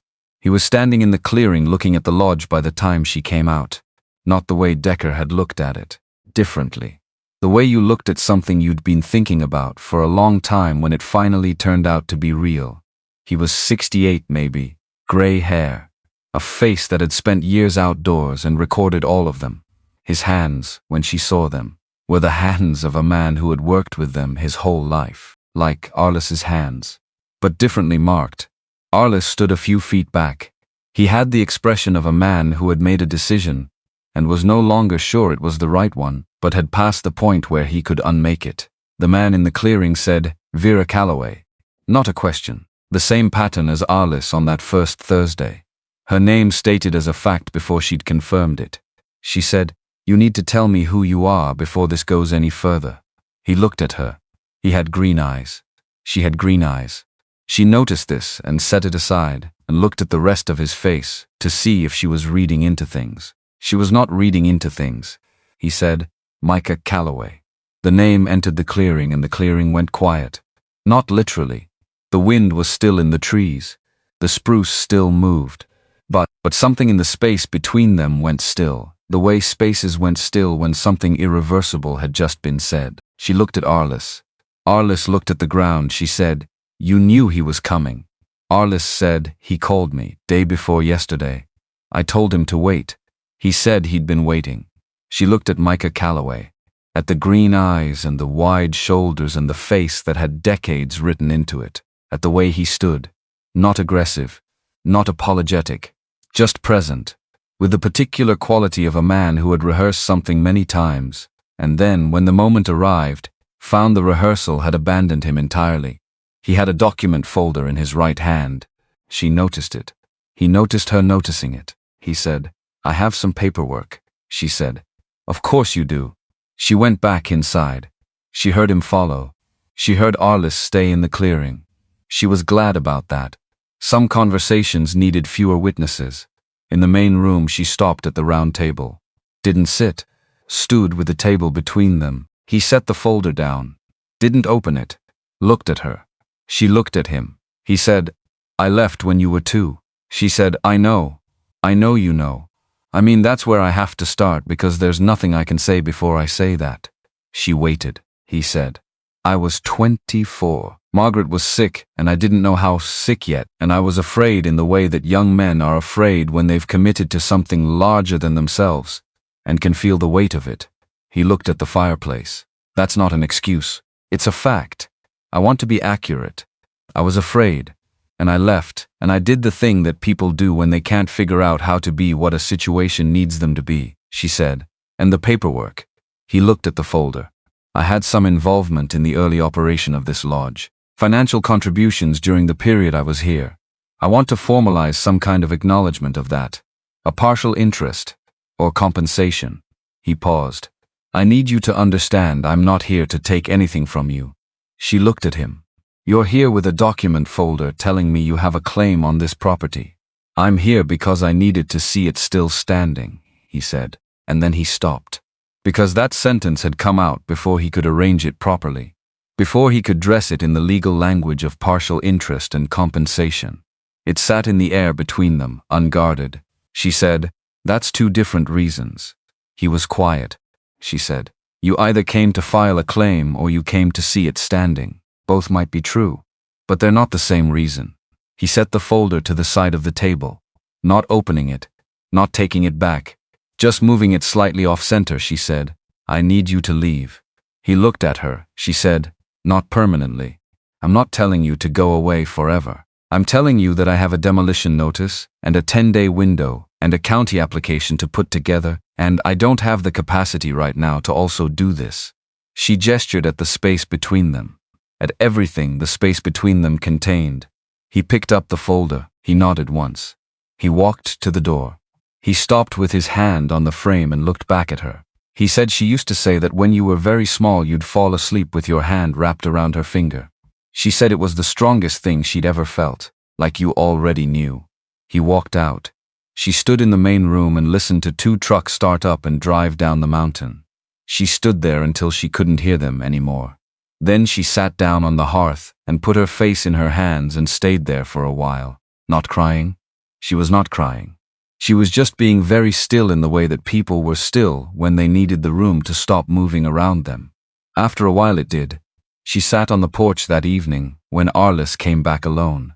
She'd been expecting him. He came up the steps, slowly, sat on the bench she'd set there the week before, a piece of furniture from the stack inside that she'd brought out, because the evenings had started to be something she wanted to sit in rather than avoid. She let him sit for a while, let the quiet work. The mountains were turning the light into something dim and final the way they did this time of year, pulling it down behind the ridge as if they had somewhere to put it. She said, You should have told me he was coming. Arliss said, Yes. Why didn't you? He was quiet for a moment. Because I thought you might leave before he got here. She looked at the tree line. You thought I'd run, he said. I thought you might. She let that sit. Because it was honest and honest things deserved to sit. She said, I've been running for 4 years. Different towns, different starts. I keep telling myself it's practical, that it's survival. She looked at her hands. But there's a point where survival and running start to look identical from the outside. And from the inside too, if you're being truthful about it. Arliss said nothing, which was the right response. She said, I'm not leaving. He didn't say good or I knew it. He didn't say anything for a while. Then, Tell me about the notice. What do we need? She told him. The electrical, the heating certification, the county application and the documentation package, the 10-day window. He listened without interrupting. When she was done, he said he knew a licensed electrician in Glenwood Springs who owed him a conversation and might be willing to look at the system on short notice. He said the heating contractor who'd serviced commercial boilers in the county for 30 years was named Garvey, and that Garvey was meticulous and slow and would need to be asked specifically to move fast. She said, Can you make those calls? He said, I'll make them tomorrow. They sat a while longer. The cold came down off the ridge in the way it did after sunset, not gradually but in a single long wave. She didn't go inside. She said, Tell me about the room on the 3rd floor. Arliss looked at the porch boards. She said, Not just what you built. Why? What was in it? He said. Margaret worked the lodge from 1985. She lived in one of the second-floor rooms the first 2 years. But she wasn't just working. She was making the place into something. She put her own things in the rooms. Her own touch. He paused. In 989, Harlan asked her if there was anything she needed. She said she needed a room that was actually hers. Not a guest room she was borrowing. A room that was built to be hers. She said, so he built her one. He had me build her one, Arliss said. 3rd floor, end of the hall, north-facing window. She designed it herself, told me what she wanted, how large where the window seat should go, where she wanted the built-in shelves. He looked at his hands. She moved in November 1991. She was in it for about 8 months before Harlan drove her down the mountain. Vera said, drove her down. Her heart got bad fast that winter. She couldn't manage the altitude. The lodge was at 8,000 feet. Not sustainable for someone whose heart was working half as well as it should. He looked at the mountains. He drove her down to Rifle. She moved in with Sandra. That was November 1991. She died March 1993. Vera did the math. 16 months. 16 months in Rifle before the end. Long enough to have Sandra read the letters. Long enough to write the ones she gave to Sandra to keep. She said, I was already with Donna by then. You'd been with Donna since you were 2, Arliss said. Margaret chose that. She thought a mountain lodge at 8,000 feet was not a stable childhood. She thought Donna would give you a flat street and a regular school and a conventional life. He paused. She wasn't wrong about what she wanted for you. She was wrong about Donna. Vera thought about a conventional life. About a flat street and Donna's house, and the complete absence of any photograph of a woman who had once stood on a porch in summer light with her hand on a railing. She said she was wrong about Donna. Arliss said, yes. The demolition notice had specified the inspector's name, a county building official named Ferris. She looked him up. Filed the response with Roy's help the following morning, a letter confirming receipt, and stating that a remediation plan was in preparation with licensed contractors already engaged. Roy filed it officially. That bought the 10-day window a shape. The county couldn't move on the notice while a remediation plan was in formal preparation. Roy said, Decker will push the inspector to accelerate, she said. Let him push. The paperwork is correct. Roy looked at her. You've done this before, she said. I've been on the receiving end of people who use process as a weapon. I learned how the process worked so I could use it back. He nodded. Then he said, there's one more thing you need to know. She looked at him. He said, I got a call this morning from Vera Calloway. The name arrived with the particular weight of a thing you'd been expecting and still weren't prepared for. Roy said. She called to ask about the property transfer, specifically about whether there were any encumbrances or conditions on the title that might affect the value. He paused. She called from Pruitt Decker's office number. Vera sat down. Roy said, I don't know the specifics of their arrangement, but the call came from his office line. I confirmed it through the county switchboard log, she said. He's using her. Or she's using him, Roy said. I can't tell which way the information is flowing. But they're in contact. She thought about Donna. About 30 years of careful silences. About a complete absence of photographs and a deliberate absence of information, and a woman who'd looked at her niece's entire inheritance and seen something other than family. She said, how long has Decker been developing in this county? Roy said 15 years. She did the math. Donna was 70. She'd had Vera since Vera was 2. That was 42 years of proximity. 42 years of knowing what Vera was and where she'd come from, and what might eventually find its way to her if she ever went looking. She said, is there a financial record? A payment from Decker or his company to Donna? Roy said, not that I've found, but I haven't finished looking. She said, keep looking. She drove up the mountain that afternoon and couldn't sit still. She walked the property, the full perimeter, past the supply shed and the barn that still needed work, past the north foundation where the juniper had been cut back and the soil was beginning to dry, around to the east face where the new shingles sat flush, and even in the winter light. She walked slowly. She pressed her hand against the cold stone of the foundation at the northeast corner and felt the solidity of it, the indifference of good stone to the weather that came at it, season after season. She walked until she was cold enough that she had to go back inside. The electrician from Glenwood Springs came on Friday. His name was Herb. He was 63 and had been doing commercial electrical for 40 years and had the particular confidence of a man who'd seen everything the work could throw at him and remained unimpressed. He spent 4 hours in the building. He tested. He documented. He came to her at the end with a clipboard and a face that was professionally neutral. He said, "The main panel needs to be replaced. The wiring in the kitchen is not code for commercial use. Everything else is original but inspectable. If you replace the panel and rewire the kitchen, I can certify the system." She said, "Timeline." He said, 2 weeks if I can get the panel. Maybe 3. She said, "Cost." He named a number. She added it to the running total in her head. The county fund was $30,000. The electrical alone was most of it. The heating certification would take what was left and possibly more. She said, "Can you start Monday?" He said, "Arliss said I should." She almost smiled at that. She didn't quite. She called Roy that evening to update the remediation plan. He filed the update with the county the following morning. Decker would see it. He would know she was moving. She wanted him to know. Saturday morning, Roy called back. He said, "I found the payment." She stood at the kitchen window with the phone pressed against her ear. He said, "Rimrock Development Partners LLC made a payment of $18,000 to Vera Calloway in February of last year. It's categorized in their books as a consulting fee. Donna has no professional background that would constitute consulting in real estate development." February of last year. Harlan had died in September. The payment had come 8 months before Harlan died, which meant Decker had been tracking the property and its potential heir for at least a year before he filed the letter of intent. And Donna had known about Vera's potential inheritance before Harlan died. She said she knew. Roy said, "It appears so." She said she had me. She wasn't sure what she meant when she said it. She meant all of it.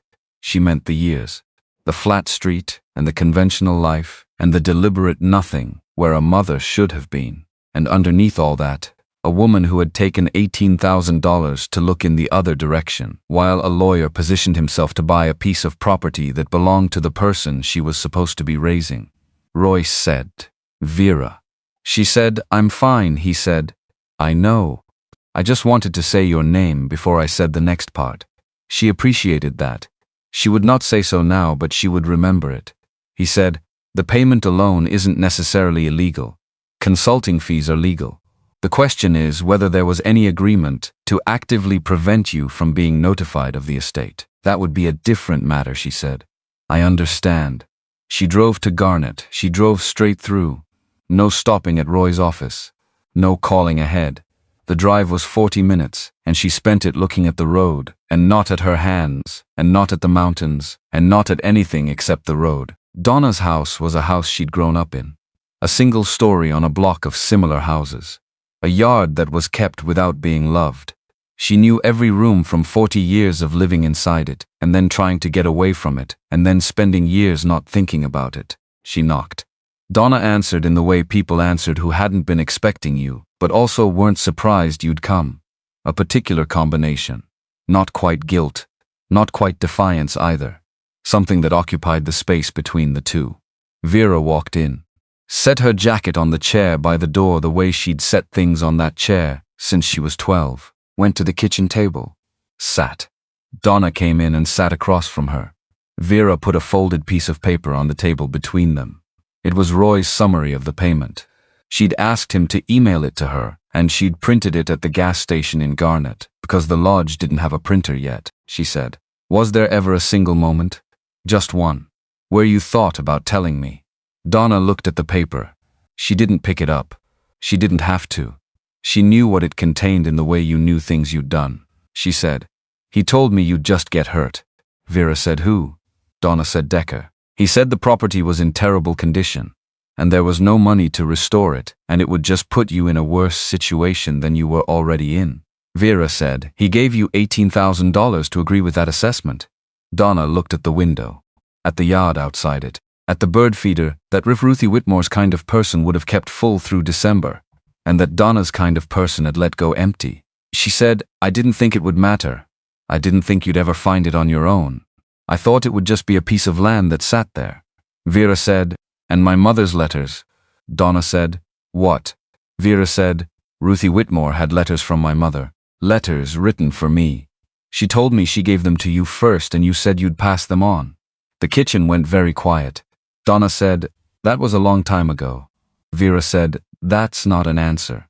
Donna turned the sugar bowl on the table.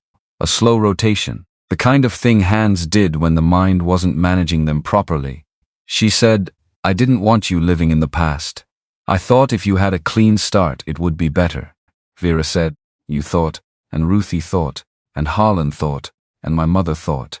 Everybody thought. About what would be better for me. About what I could handle. About what would hurt me and what wouldn't. She stopped. She put her hands flat on the table. I was a person the whole time. Not a problem to be managed. I was a person.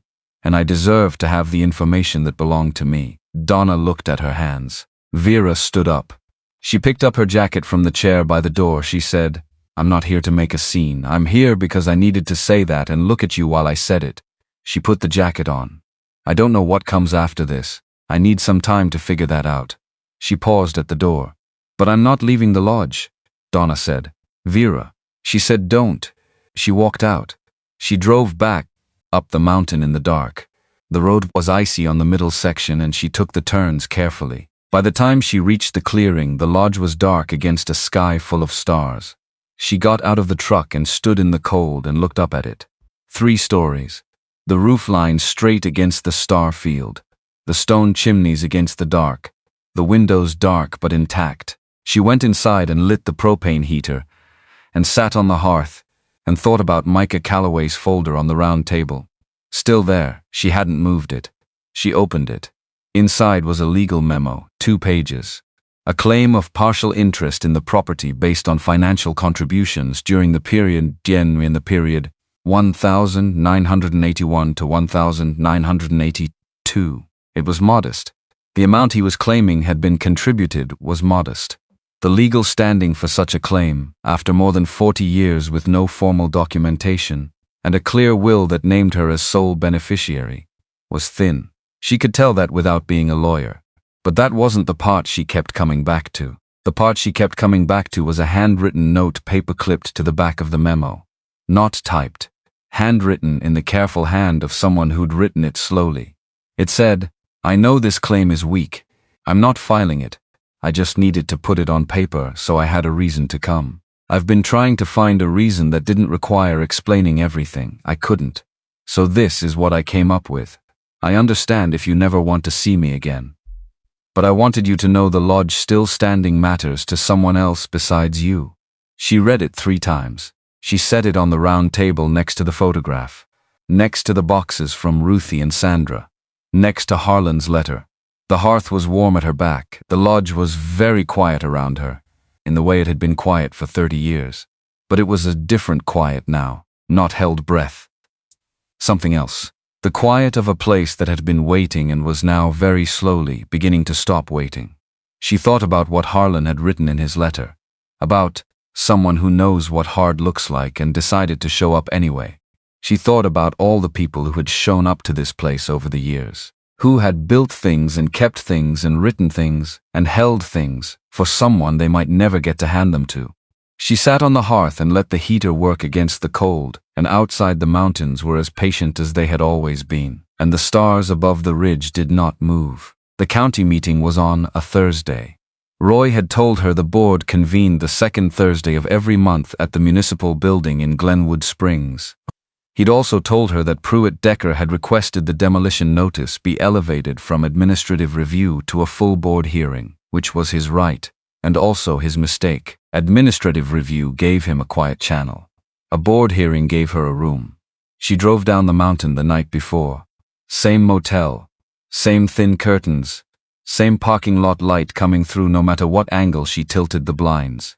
She lay on the bed and looked at the ceiling and thought about what she was going to say, and then stopped thinking about it, because the thing she'd learned over 8 years of restoration work was that the best presentations weren't prepared in motel rooms at 11 at night. They were built from the actual material. You showed the room what was true and let true do the heavy lifting. She brought 4 people. Arliss came in his rust-red truck, which he parked directly in front of the building because he'd found the spot and wasn't going to circle the block looking for something more modest. Roy met them at the entrance with the documentation package she'd assembled, carrying it in a file box with the practiced ease of a man who'd carried file boxes into rooms like this many times and knew how to make it look routine.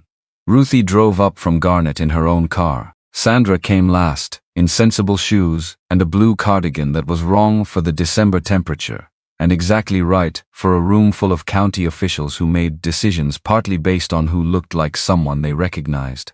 The board was 7 people. The range was late 40s to mid-70s. They had the collective manner of people who had sat through many hearings and learned to listen with an expression that revealed nothing until they were ready to reveal something. Pruitt Decker was already seated when they walked in. He had a lawyer with him, younger, with a leather briefcase, and the focused stillness of someone hired specifically for rooms like this. Decker himself wore a suit that fit better than his mountain coat had. He looked at Vera when she walked in. She looked back. Neither of them spoke. The room had its own gravity, and they both understood how to move inside it. The board chair opened the hearing. He was in his 60s, heavy through the chest, with reading glasses he kept taking on and off as a way of marking transitions. He explained the process, the notice, the response, the opportunity for both parties to present. Decker's lawyer went first. Efficient. 3 specific code violations. Documented evidence from county inspection records. A timeline showing the property had been uninspected and non-operational for 30 years. A building of that age in that condition required mandatory structural assessment before restoration work could be legally certified. The current owner had begun work without a formal operating permit. The notice was procedurally correct, and the board should sustain it. He sat down. The board chair looked at Vera. She stood up. No notes. She had the file box Roy was holding, and she knew what was in it. She looked at each board member for a moment before she started. Not challenging. Just present. The way you looked at a room when you wanted the room to understand you were taking it seriously, she said. I want to ask one question before I present anything. Does this board know what Cedar Ridge Lodge is? The chair looked at her. She said, not what it is now, what it was. She nodded to Roy. He opened the file box and began passing documents around the table. Guest ledgers, photographs, operational records from 1952 to 1991, seasonal booking records, a letter of historic significance. The State Historical Office had provisionally acknowledged the previous week, she said. 39 years of continuous community use. Christmas gatherings, family reunions. The kind of place people drove 2 hours to reach because it remembered their names from the year before. Not because it was the cheapest option, because it was the one worth coming back to. She paused. Every record in that box is authentic. Every one was kept by Harlan Greer in his own hand. You can verify the handwriting against his property filings with this county, going back to 1952. The board members were looking at the documents. The woman on the board had picked up one of the photograph pages and was looking at it with an expression that was not administrative. She said, "The violations cited in the notice are real. I'm not disputing them. The electrical system needs certified upgrade. The heating certification needs completion. I have a licensed electrician already working on the panel. A heating contractor is booked for next week." She looked at the board chair directly. A remediation plan addressing every cited violation has been filed with this county in proper form. The work is underway. The violations will be resolved within the compliance window. Decker's lawyer shifted in his chair. She said, "The question I want this board to consider is a simple one. This notice was filed the same afternoon the property's new owner declined to sell to a private developer whose adjacent parcel depends on this property being removed from operation. She let that land for exactly the right number of seconds, not too long. Long enough. I'm not saying the violations aren't real. I'm saying the timing of this notice tells you something about who it's serving, and that something is not this community." She sat down. The woman on the board said, "I grew up in Garnet. My parents brought us to Cedar Ridge every Christmas when I was young. I didn't know it was still standing," Arliss said. "For from his chair along the wall. It's standing because some people refuse to let it fall. The chair looked at him. Arliss looked back without apology. The deliberation took 40 minutes. Vera sat next to Roy and watched the board members pass documents back and forth and do the particular kind of collective thinking that happened when the procedural answer and the right answer weren't quite the same thing, and a room full of people was trying to find language that got them to the right one without abandoning the procedural entirely. They came back with a suspension, not a withdrawal. A suspension of the demolition notice pending completion of the remediation plan, with a 60-day compliance window and a county-appointed inspector to confirm completion. Not everything, not clean, but enough. Decker walked out without speaking to her. His lawyer followed 2 steps behind. She watched them go through the glass doors of the municipal building and thought about what would come next, because a man like that didn't lose a board hearing and abandon his plan entirely. He'd find another angle. She was prepared to know this for as long as it took. Outside, Ruthie put her hand briefly on Vera's arm and removed it. Sandra said something about driving carefully on the mountain. Roy said he'd file the board's determination with the clerk's office by end of day. Arliss walked to his truck and started it and waited. Roy caught her arm gently before she reached her own vehicle. He said, "There's something else. I should have told you before the hearing, but I didn't have it confirmed until this morning." She looked at him. He said, "I pulled the full estate documents last week. All of them. The ones beyond the deed transfer." He paused. "Harlan left a trust fund. You knew that part. What I didn't have confirmed until this morning is the condition attached to it," she said. "What condition?"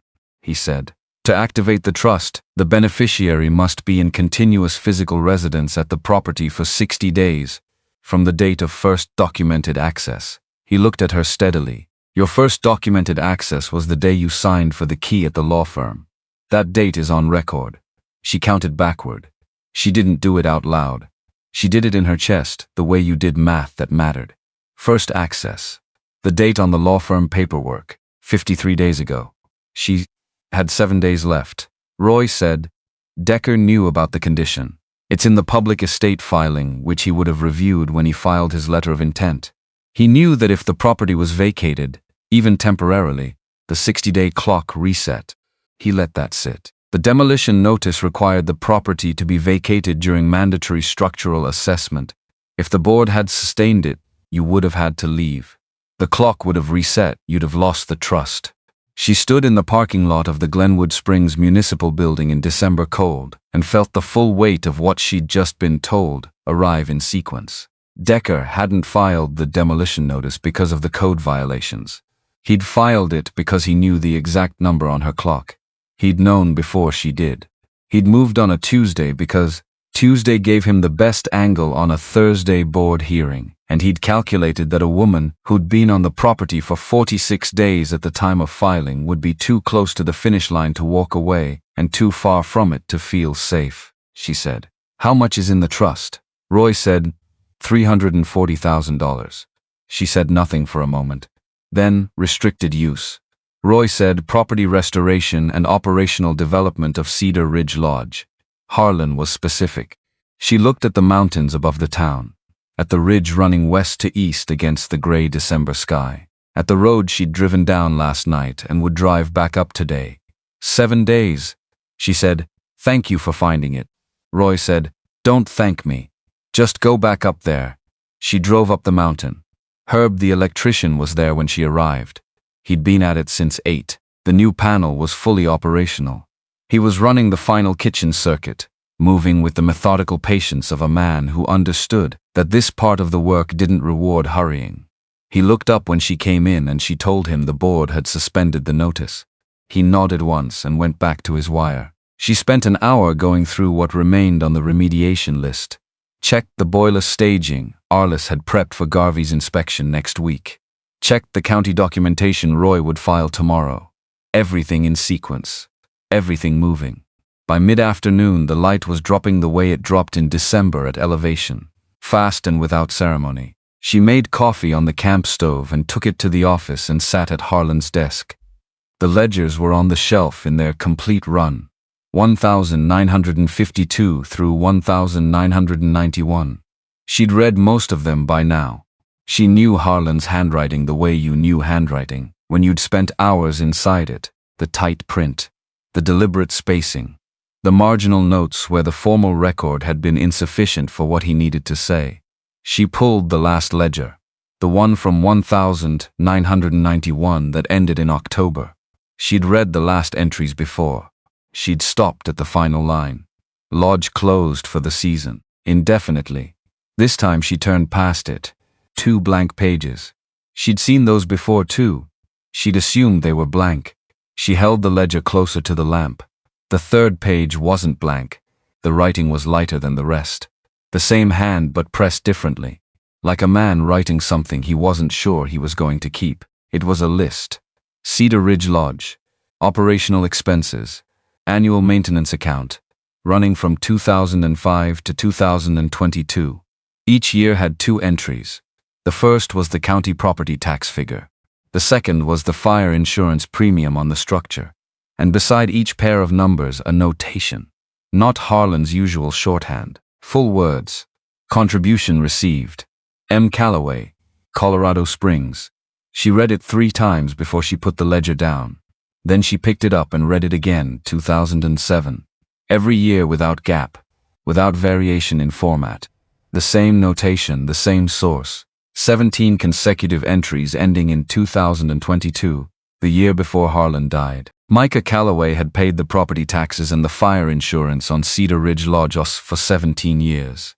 From Colorado Springs, without calling, without visiting, without any contact with Harlan that Roy or Arliss had been able to document. He'd sent the money every year, and the money had kept the lodge from being seized by the county for unpaid taxes, and the lodge had stood because of it. She sat with the ledger open in her lap and looked at the list. 2011 was in there. The year she'd been in Albuquerque trying to hold a business together, while a marriage came apart quietly in the background. 2011, and Micah Calloway had sent a check to keep a lodge standing that she didn't know existed, for a woman he'd left when she was 2 years old. 2017. She'd been in 3 different towns those 2 years, moving efficiently, packing in 3 hours, getting good at forward motion. He'd sent the checks anyway. She closed the ledger, set it on the desk, stood up. Outside the clearing had gone blue-gray in the last of the light. The spruce at the tree line were dark shapes against a slightly less dark sky. She got her coat from the hook and went out onto the porch and sat on the bench she'd put there 3 weeks ago. The cold was immediate and honest. She didn't go back inside. She was still sitting there 20 minutes later when she heard a truck come down Pinecrest Road. Not Arliss's diesel. Different engine. She knew it now. She'd heard it twice before in the clearing. Micah parked and got out and stood by his truck for a moment. He looked at the lodge the way she'd come to understand he looked at it.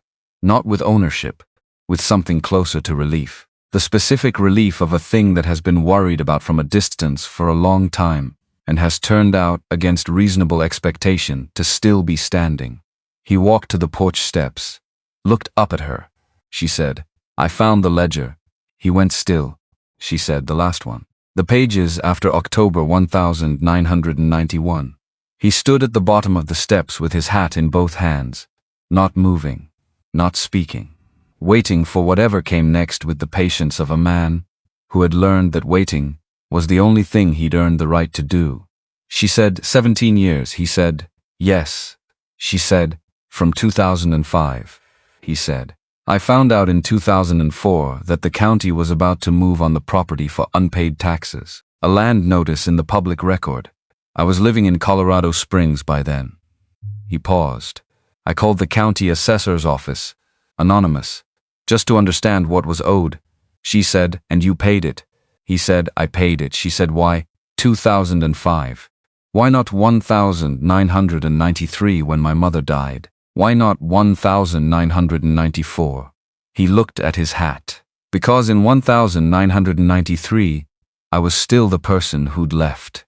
I didn't have the right to walk back into something I'd walked out of, just because the person I'd wronged was gone.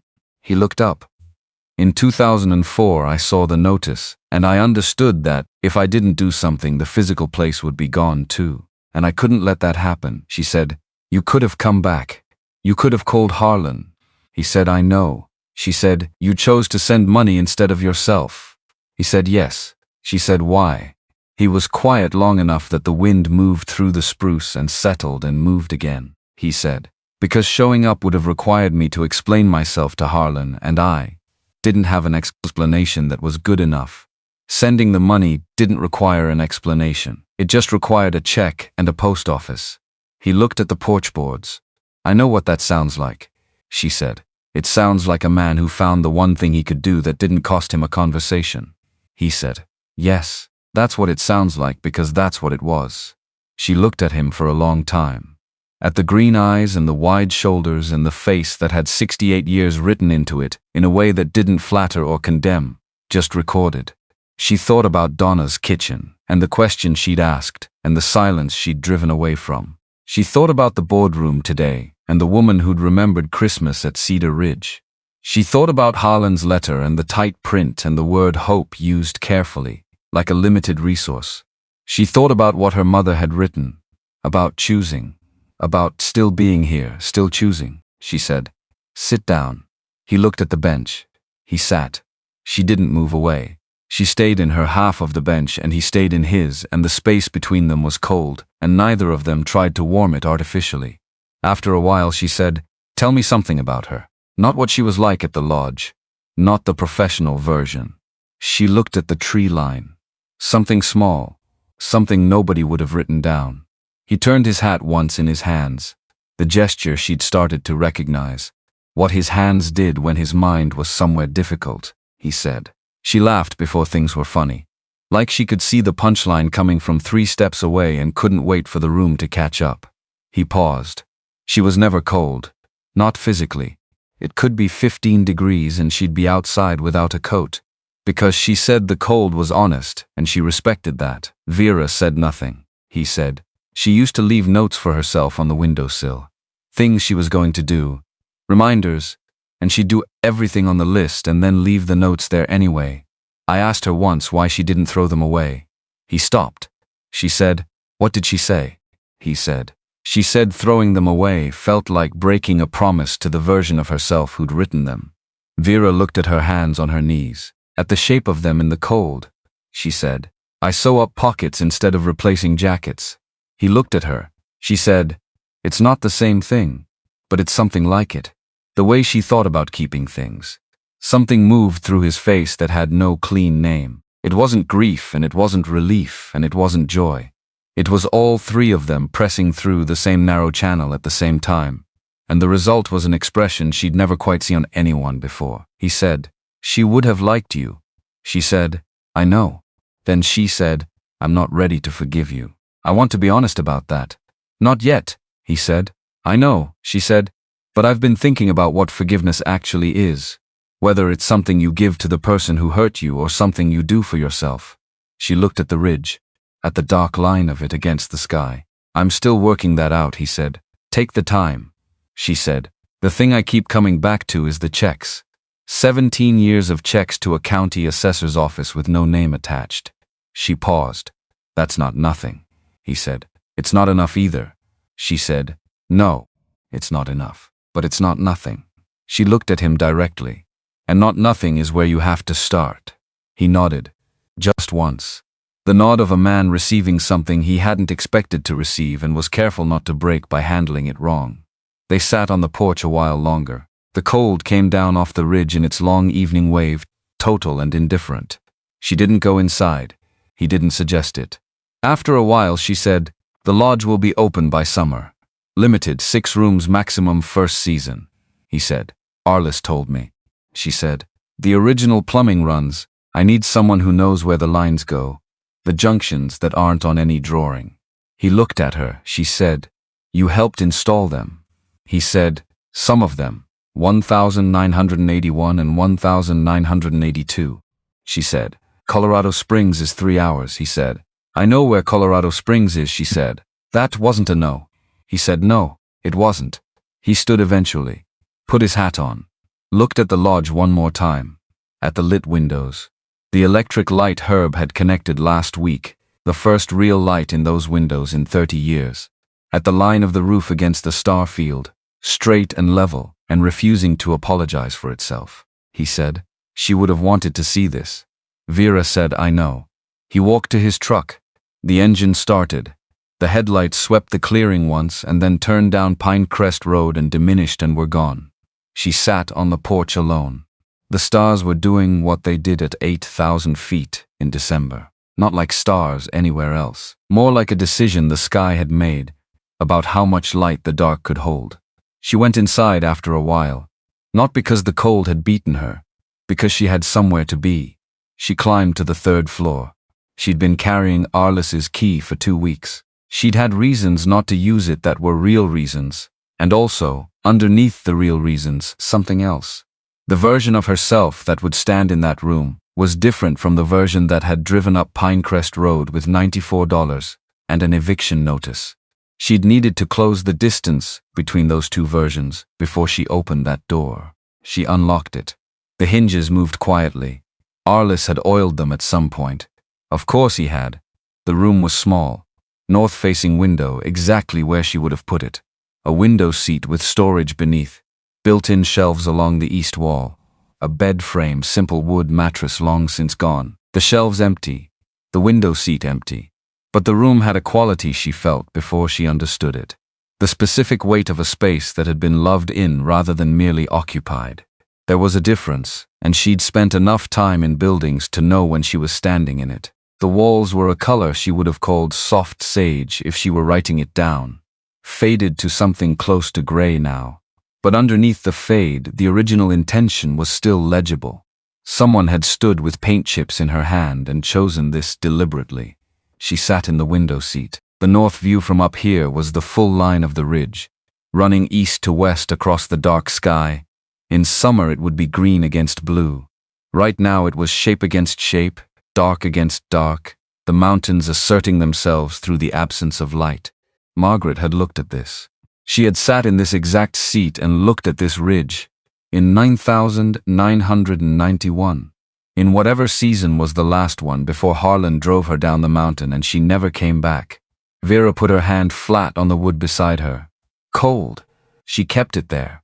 She brought both boxes up, Ruthie's and Sandra's. She'd been carrying them in the truck for days, taking them up to this room in her mind before she'd taken them up in her hands. She set them on the built-in shelf Arliss had framed in October 1991 for a woman who had deserved a room of her own. She opened Ruthie's box first. The early letters. Thin paper, small writing. The kind of small that happened when you wanted to fit more onto a page than the page strictly allowed. The first one began, "Dear Vera, you are 1 year old today, and you are in a house. I hope is a good house with a woman. I hope is a good woman. I am in a lodge at the top of a mountain in Colorado, and it is January, and the snow has covered everything, and I am sitting at a window looking at a ridge and thinking about you." She read slowly. All of them. Not because they were difficult, but because they deserved the speed at which they'd been written. Because a person had sat somewhere and meant every word, and the least she could do was receive them at the right pace. The early letters were careful. A woman learning how to write to a daughter who wasn't there. Finding the register. What you told a child who couldn't read yet. What you told a person who would read it later, when the child was gone and only the adult remained. By the 4th year, the letters had loosened. Less explaining, more telling. About the lodge.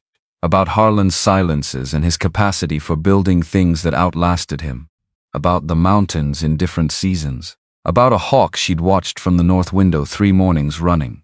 By the 8th year, they were something else entirely. The kind of writing that happened when someone had stopped performing okayness for an absent audience and started just talking. One of them said, "I am not frightened of what is coming. I want to be honest about that, because I think you deserve honesty more than comfort. I'm sad about the time. But not frightened of the end itself. What frightens me is that you won't know you were worth everything. That you'll go through your life thinking you were the thing that happened, rather than the thing that was chosen. You were chosen. Every single day. I choose you by writing this letter and by not writing the letter that says I'm done writing. I am still here, still choosing." Vera set that letter on the window seat beside her and looked at the ridge for a while. Then she opened Sandra's box. The last 2 years. Written with full knowledge of the timeline. The economy of expression that you maintained when you thought you had years left had collapsed into something unguarded. Now was all there was. She read them in order. Each one shorter than the one before it. Each one more concentrated. Like a person distilling something down to its actual substance. Because the container was getting smaller and the substance to fit. The last letter was dated February 1993. It said, I don't know what your life looks like. I hope it has a view. I hope someone showed you that a building, which looks beyond saving from the outside, can be sound where it matters most. I hope you know the difference between leaving and running, because they look the same sometimes, but they aren't. One comes from knowing what you need. The other comes from not being able to stay. If you can find a place that asks something real of you, if you can give it what it asks, do that. Whatever else happens, do that. She held the letter. She thought about a woman dying at altitude, writing this in Sandra's house in Rifle, handing it over and asking Sandra to read it, and tell her if it said what she meant, and Sandra reading it and saying yes, and Harlan, meanwhile, writing in a ledger that the lodge was closed indefinitely, not because he'd given up on it, but because the thing that made it worth opening was gone, and he would wait. She thought about Micah in Colorado Springs in 2004, finding a county notice in the public record and picking up a phone to call the assessor's office, anonymous, just to understand what was owed, and then sending a check, and then sending another one the following year, and every year after that for 17 years without ever calling to say so. She thought about Arliss sweeping a porch every 2 weeks for 22 years, because he'd built a room for a woman and owed her something he couldn't give back any other way. 3 people holding 3 different pieces of the same thing. None of them knowing what the others were holding. All of them keeping it alive for someone who hadn't arrived yet. She folded the last letter carefully, set it back in Sandra's box, put both boxes on Arliss's shelf. She sat in the window seat for a long time without moving. Outside, the wind came down off the ridge in its long cold wave and moved through the spruce, and the spruce gave back what the wind gave them, and neither party made a problem of it. She was not the person who had driven up this road 5 weeks ago with $94 and a borrowed truck and the practiced efficiency of someone who had been leaving places for 4 years and gotten very good at it. She was not that person anymore. She wasn't entirely sure yet who she was instead, but she knew where she was. That was new. That was the thing that had changed and kept changing. Since the first morning she stood in the clearing and put her hand against the foundation stone at the northeast corner and felt the indifference of good stone to whatever weather came at it. She knew where she was. She went downstairs and made coffee on the camp stove and took it to the main room. The electric light was on. The chandelier Herb had rewired, its arms cleaned of 30 years of cobwebs, threw a warm, even light across the walnut table and the stone fireplace, and the tall windows where the dark pressed close outside. She sat at the round table with her coffee, and Harlan's 1979 ledger open in front of her, not reading it for information, just having it near, the way you kept something near when you wanted the company of it. She was still there an hour later when she heard boots on the porch steps, not heavy enough for Arliss, not the weight she'd learned to recognize as Micah. She went to the door. Roy Sanders stood on the porch with a manila envelope and the expression of a man who had driven 40 minutes up a mountain road after dark because the information in the envelope was the kind that didn't belong in an email. She said, "Come in." He came in, sat at the round table, set the envelope down. He said, "Decker's company filed a formal complaint with the State Contractors Board today against Herb, citing unlicensed work on a commercial structure." She said, "Herb is licensed." Roy said, "I know. It won't go anywhere. But it'll take time to process, and in the meantime, it creates a cloud over his certification, which creates a question about the electrical work he did here, which creates a potential basis for challenging your remediation plan." She said, "How long does the cloud last?" Roy said, "Processing time on a complaint like this is 30 to 90 days. She said, "I have 7 days left on the 60-day clock." Roy looked at her. He'd known about the trust conditions since this morning. He'd told her in the parking lot. He'd been doing the math the same way she had. He said yes. She said, "He's trying to run out the clock." Roy said, He's trying to introduce enough procedural uncertainty that you have to make a decision about whether staying is worth the risk of the trust being challenged later. He can't evict you. He can't reset the clock directly. But if he can create enough legal noise around the remediation work, he creates a scenario where you either stay and potentially inherit a dispute, or you leave and definitely lose the trust. She sat with that, the specific coldness of it, the way Decker had built his whole approach around procedural mechanism, rather than direct confrontation. He was right at the edge of the rules, and he was relying on her not knowing exactly where the edge was. She said, "The complaint against Herb. Is it filed with the state board?" Roy said yes. She said, "Public record." Roy said yes. She said, "So I can file a response on Herb's behalf, as the property owner who commissioned the work, attesting to his licensure and the permit history." Roy said, "You can," she said, "and if the response is filed before the board has acted on the complaint, it establishes a counter-record that the complaint has to be weighed against." Roy said. He paused. "You've done this before," she said. "I've been on the receiving end of people who use process as a weapon.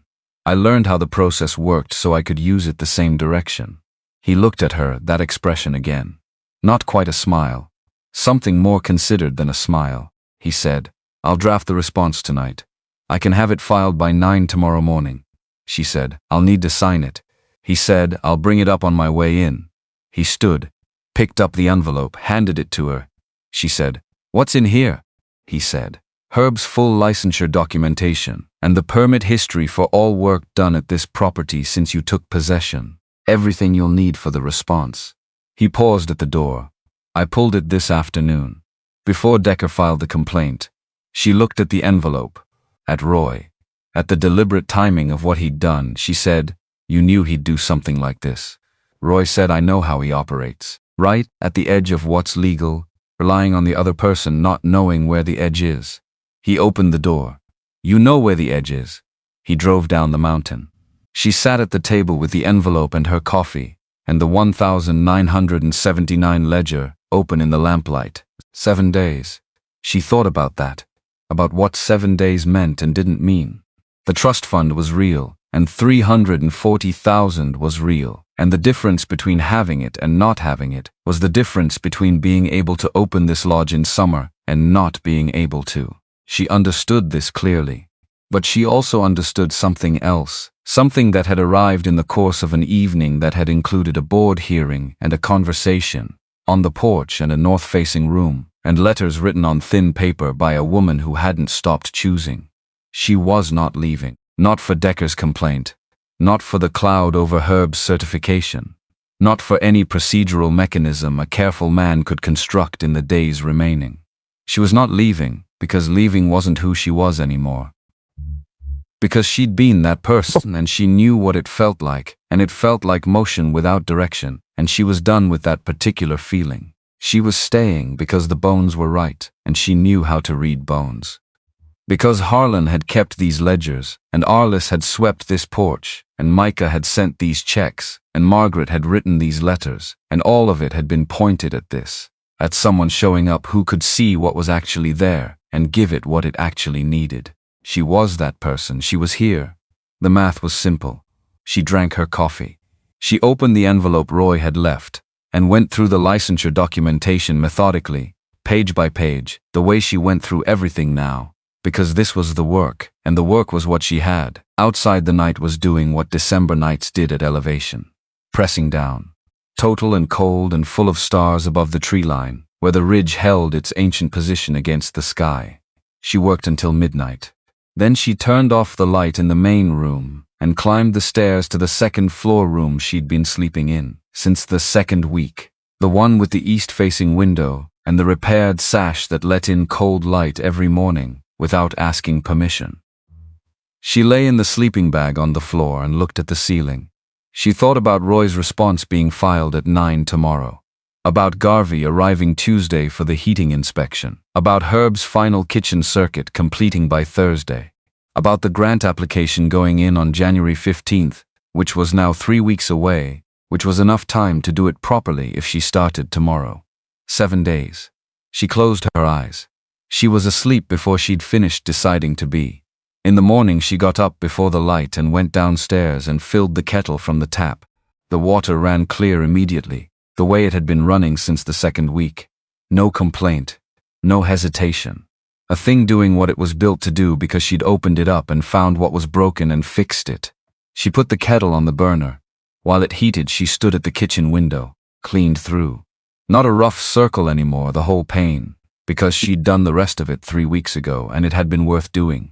She looked through it at the clearing in the pre-dawn dark, at the supply shed, at the tree line where the spruce were shapes without definition yet, waiting for the light to tell them what they were. She looked at the hook beside the range. The cast iron skillet hung there, heavy, well seasoned. She'd found it in the supply shed the second week, and cleaned it and seasoned it again and put it on the hook, because a hook had always been there, and the skillet belonged on it. She took it down, set it on the burner beside the kettle, let it heat slowly the way cast iron needed to heat, without rushing, without forcing it. She'd bought flour and butter and eggs at the store in Garnet 2 days ago. For no reason she'd been able to articulate at the time. She articulated it now. She made something simple. The kind of thing you made when you had a working kitchen and a cast iron skillet, and a morning with no one watching. While it cooked, she listened to the sounds of the lodge settling into the day, the particular creak of the 3rd floor above her. The wind finding the east Eve the way it found it every morning. The distant, patient sound of the mountains outside being exactly what they were. Arliss would be here by 8. He always checked his phone at the one reliable signal point, halfway up the road, which meant he knew when he was leaving town, and he calculated backward from when he wanted to arrive. She knew his habits now. He knew her. This was what it meant to have been somewhere long enough for the rhythms to become mutual. She ate standing at the counter. Not because there was no place to sit, because she wanted to be standing in her kitchen on this morning. Because standing felt right, because this was hers and she was inside it. And that was a fact she wanted to inhabit fully, rather than observe from a chair. The skillet was warm at her hip. The window showed the sky beginning to change above the tree line. Not light yet, just the early suggestion of it. The sky deciding in the east that the dark had lasted long enough. She washed the pan in the sink and dried it and hung it back on its hook. She took her coffee to the front door and opened it and stood in the doorway looking at the clearing in the first cold light of a December morning in the mountains. The snows on the ground was blue in this light. The spruce were dark against a sky that was making up its mind about the day. She stood there and let the cold be honest with her. 7 days. Then the trust would activate, and the money would be there, and the first season would be possible, and the work ahead would be immense and real and hers. Or something would happen. Decca would find another angle. The complaint would create a problem she hadn't anticipated. Something unforeseen would arrive the way unforeseen things arrived, without warning and without apology. Either way, she was staying. Not because she had nowhere else to go. She'd had nowhere else to go when she drove up this road the first time, and the nowhere had felt like a weight. This was different. This was a choice made from somewhere solid. From the kind of ground that held when you pressed your weight into it. She thought about what Harlan had written. About someone who knows what hard looks like and decided to show up anyway. She thought about what her mother had written. About staying somewhere long enough to call it home. She looked at the clearing. At the lodge behind her. At the stone chimneys against the morning sky. At the road coming down through the spruce toward the world below. She went back inside and closed the door. Not to keep anything out. To keep something in. The fire she'd started the night before in the main room. Hearth had gone to coals. She'd gotten the fireplace working 2 weeks ago, after the flue inspection, after the cleaning, after confirming that 30 years of patience hadn't compromised the draw. She'd started the first fire by herself, on a Tuesday night, and stood in the main room and watched it catch and felt something she didn't have language for, and still didn't. She added 2 logs now and watched the coals find them. The light changed. Not the electric overhead. The fire. The particular quality of firelight in a stone room in the morning, before the day had decided what kind of day it was going to be. She sat on the hearth with her coffee and looked at the room, at the walnut table, at the tall windows beginning to fill with gray morning light, at the shelves where she'd started returning Harlan's ledgers to their places after reading them, at the chandelier Herb had rewired, at the piano under its canvas cover, Still slightly off pitch, still willing. She was still sitting there when she heard the diesel engine coming down Pinecrest Road. She didn't move. She heard the truck park, heard the door, heard his boots on the porch steps, heard the front door open the way it opened when someone who had stopped knocking came in. Arliss came into the main room with 2 thermoses and looked at her on the hearth and looked at the fire and set one thermos on the round table and poured his own from the other. He said, "Roy called me." She said, "I figured." He said, "The complaint against Herb." She said, "Roy is filing a response at 9. He said, "I know, he told me." He sat in the chair closest to the fire. 7 days. She said, "Yes." He said, "What do you need?" She looked at the fire, at the way the new logs had caught, at the light coming off the stone. She said, "I need to finish the heating prep before Garvey gets here Tuesday. I need the kitchen documentation organized for the state grant. I need to draft the property history section by end of week." She paused. "And I need someone to help me move the dining room furniture back into position so I can assess the floor." He drank his coffee. He said, "I'll get the furniture after the heating prep." She said, "Good." They sat in the warmth of the fire in the main room of Cedar Ridge Lodge on a December morning, and outside the mountains were doing what mountains did, which was persist, which was sufficient, which had always been enough. She picked up the thermos Roy had left her last week, which she'd been refilling herself, poured, held the warmth of it in both hands. Somewhere above them, the 3rd floor room was doing what rooms did when they were finally open, breathing, settling into being used. She thought about a woman writing 1 letter a year for a daughter who wasn't there, trusting that the daughter would eventually arrive, and the letters would eventually land. She thought about what it meant to do something for 17 years without knowing if it would matter. She thought about sweeping a porch no one was using because you'd built something for someone and owed them the maintenance of it. She thought about her own hands, about the work they still had ahead, about how good it was going to feel. The fire said what fires said, which was nothing, which was everything. She sat in it. She was not going anywhere.